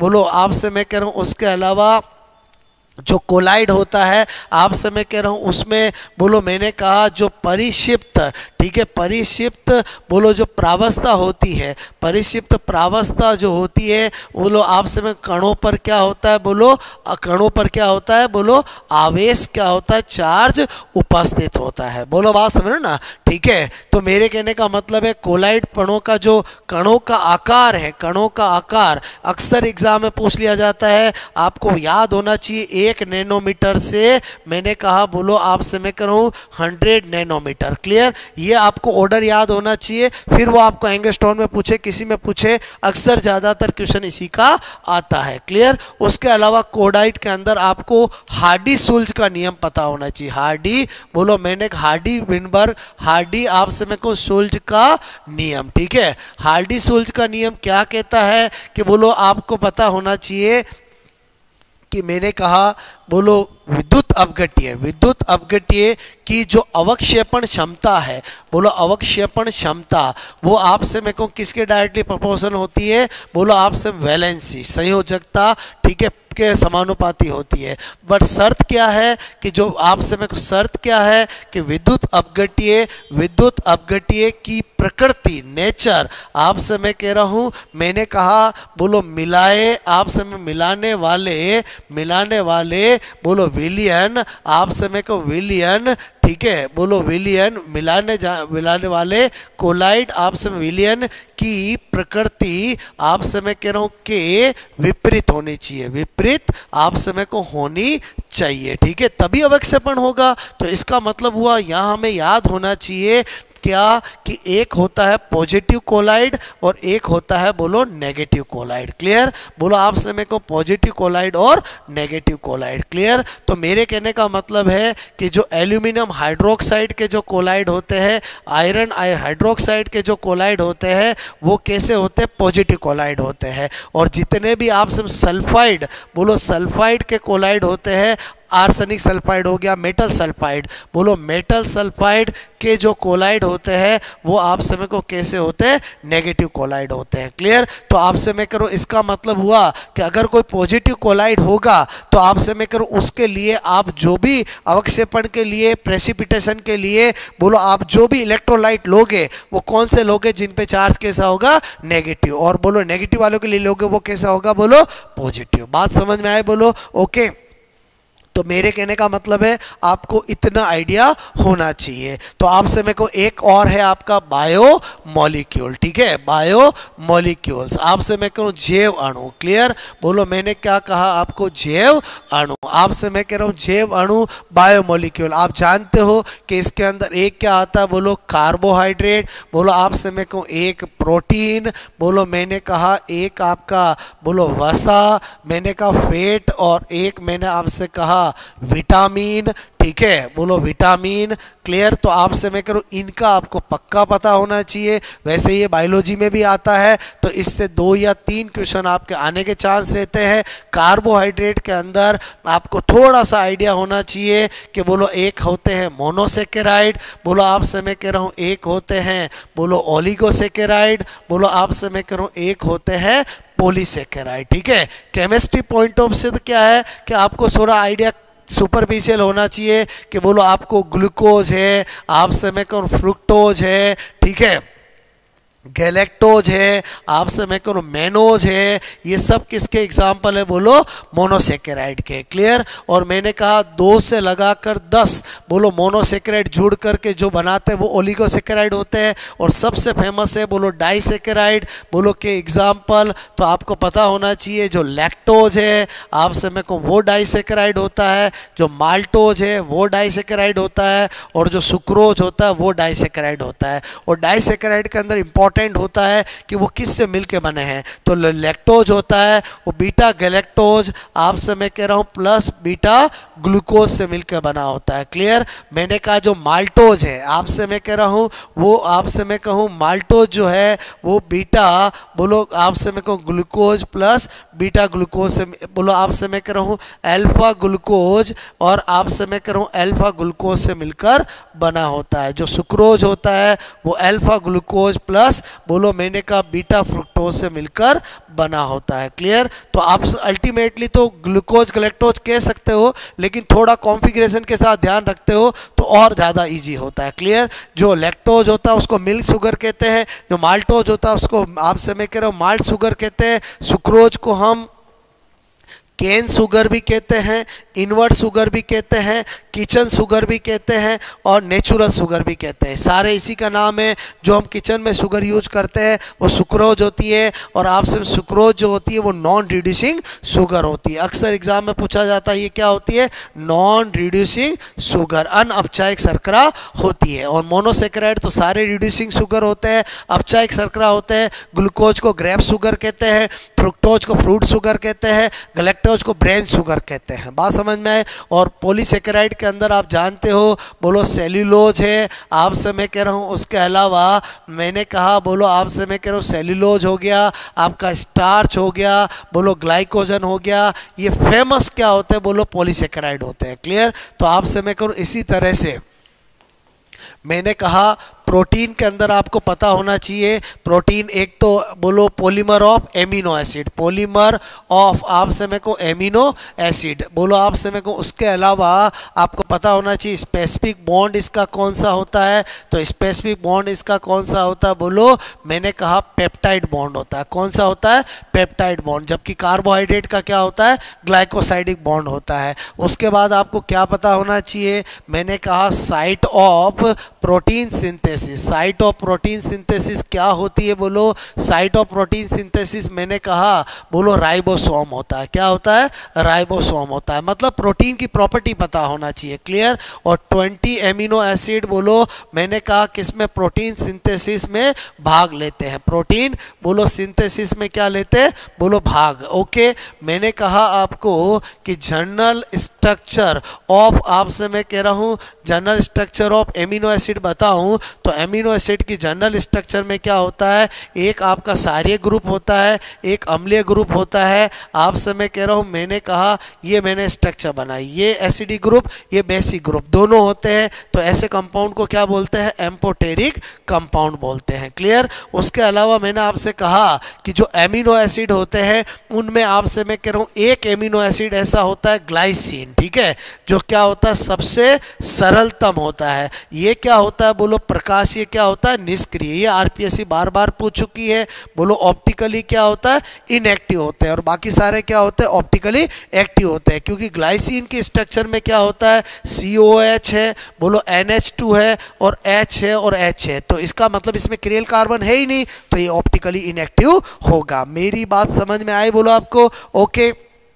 उसके अलावा मैंने आपसे कहा थोड़ा सा आइडिया होना चाहिए कि आपसे मैं कह रहा हूँ आवश्यक और अनावश्यक अमीनो अम्लों का, उसका क्वेश्चन आ जाता है। ओके। उसके अलावा प्रोटीन के टाइप का आपको आइडिया होना चाहिए। प्रोटीन 3 प्रकार के होते हैं बोलो, एक सिंपल प्रोटीन, एक कंपाउंड प्रोटीन और एक डेराइव प्रोटीन। क्लियर। और आपसे मेरे को अमीनो अम्लों में एक आवश्यक और एक अनावश्यक। आवश्यक अमीनो अम्ल कौन होते हैं, जिनका संश्लेषण हमारी बॉडी में नहीं होता है, अर्थात जिन्हें भोजन के द्वारा लेना आवश्यक होता है, जिनकी संख्या 10 होती है। और आपसे मेरे को अनावश्यक कौन होते हैं? जिनका संश्लेषण हमारी बॉडी में होता है, इट मीन्स जिन्हें भोजन के द्वारा लेना आवश्यक नहीं होता, उनकी संख्या 10 होती है। क्लियर? फिर मैंने आपसे कहा कि थोड़ा सा आपको बोलो लिपिड के बारे में पता होना चाहिए। लिपिड के बारे में क्या? ये कार्बन, हाइड्रोजन और ऑक्सीजन से मिलकर बना होता है।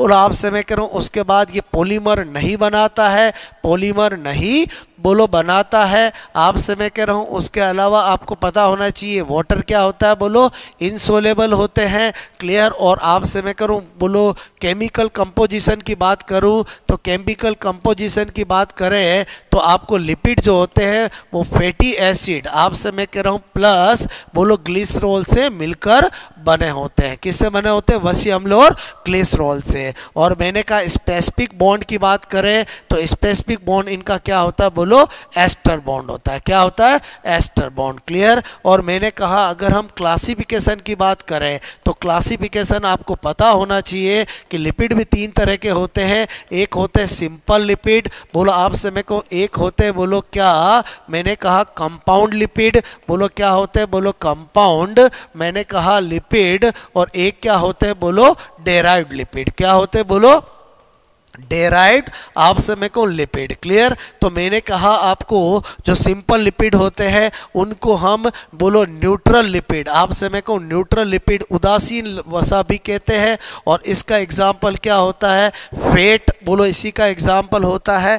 मैंने कहा वैक्स यानी मोम भी इसी का एग्जाम्पल होता है। मैंने कहा क्यूटीन भी इसी का एग्जाम्पल होता है और सुबेरीन भी इसी का एग्जाम्पल होता है। ये सारे जो होते हैं वो मैंने कहा किस के सिंपल लिपिड होते हैं। क्लियर? तो इसका मतलब यहां पर हमें एक राज की बात पता चली कि lipid is a broad man meaning और fat is a type of simple lipid. Clear? उसके अलावा कंपाउंड लिपिड के 2 एग्जांपल होते हैं। एक मैंने कहा फॉस्फोलिपिड, बोलो क्या होता है, बोलो फॉस्फोलिपिड। और एक क्या होता है, बोलो ग्लाइकोलिपिड। क्या होता है, बोलो ग्लाइकोलिपिड। बात समझ में? एक फॉस्फोलिपिड और एक क्या होता है, ग्लाइकोलिपिड। और डेराइव्ड लिपिड जितने भी आपके स्टेरॉइड है, बोलो आपसे मैं करूं सारे ऑल मैंने कहा बोलो ऑल स्टेरॉइड। ठीक है? ऑल स्टेरॉइड किसके एग्जांपल होते हैं? डेराइव्ड लिपिड के। चाहे वो आपका कोलेस्ट्रॉल हो, आपसे मैं को कोलेस्ट्रॉल हो, या आपका टेस्टोस्टेरोन हो, आपसे मैं कहूँ चाहे प्रोजेस्टेरोन हो,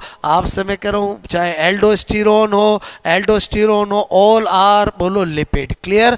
आई थिंक आपको मेरी बात समझ में आई होगी। और मैंने आपसे कहा कि जो एक आपका इसी के अंदर आता है विटामिन, बोलो उसका भी क्वेश्चन आपका अक्सर आ जाता है। लेकिन क्या होता है कि ज़्यादा बोलो आपका बायोलॉजी का पॉइंट ऑफ व्यू से पूछा जाता है, बट आपको केमिस्ट्री के अंदर बायोमोलिक्यूल में है तो आपको थोड़ा सा केमिकल नेम पता होना चाहिए। जैसे विटामिन आपसे मैं कहूँ ए है तो इसका केमिकल नेम क्या होता है, बोलो रेटिनॉल होता है। इसकी डीडी क्या होता है, डेफिशिएंसी डिजीज। और इधर मैं बात करूँ बोलो केमिकल नेम तो मैंने कहा फास्ट रिवाइज करा देता हूँ। बोलो विटामिन ए की कमी से क्या होता है, रतौंधी होता है। क्या होता है, नाइट ब्लाइंडनेस। क्लियर?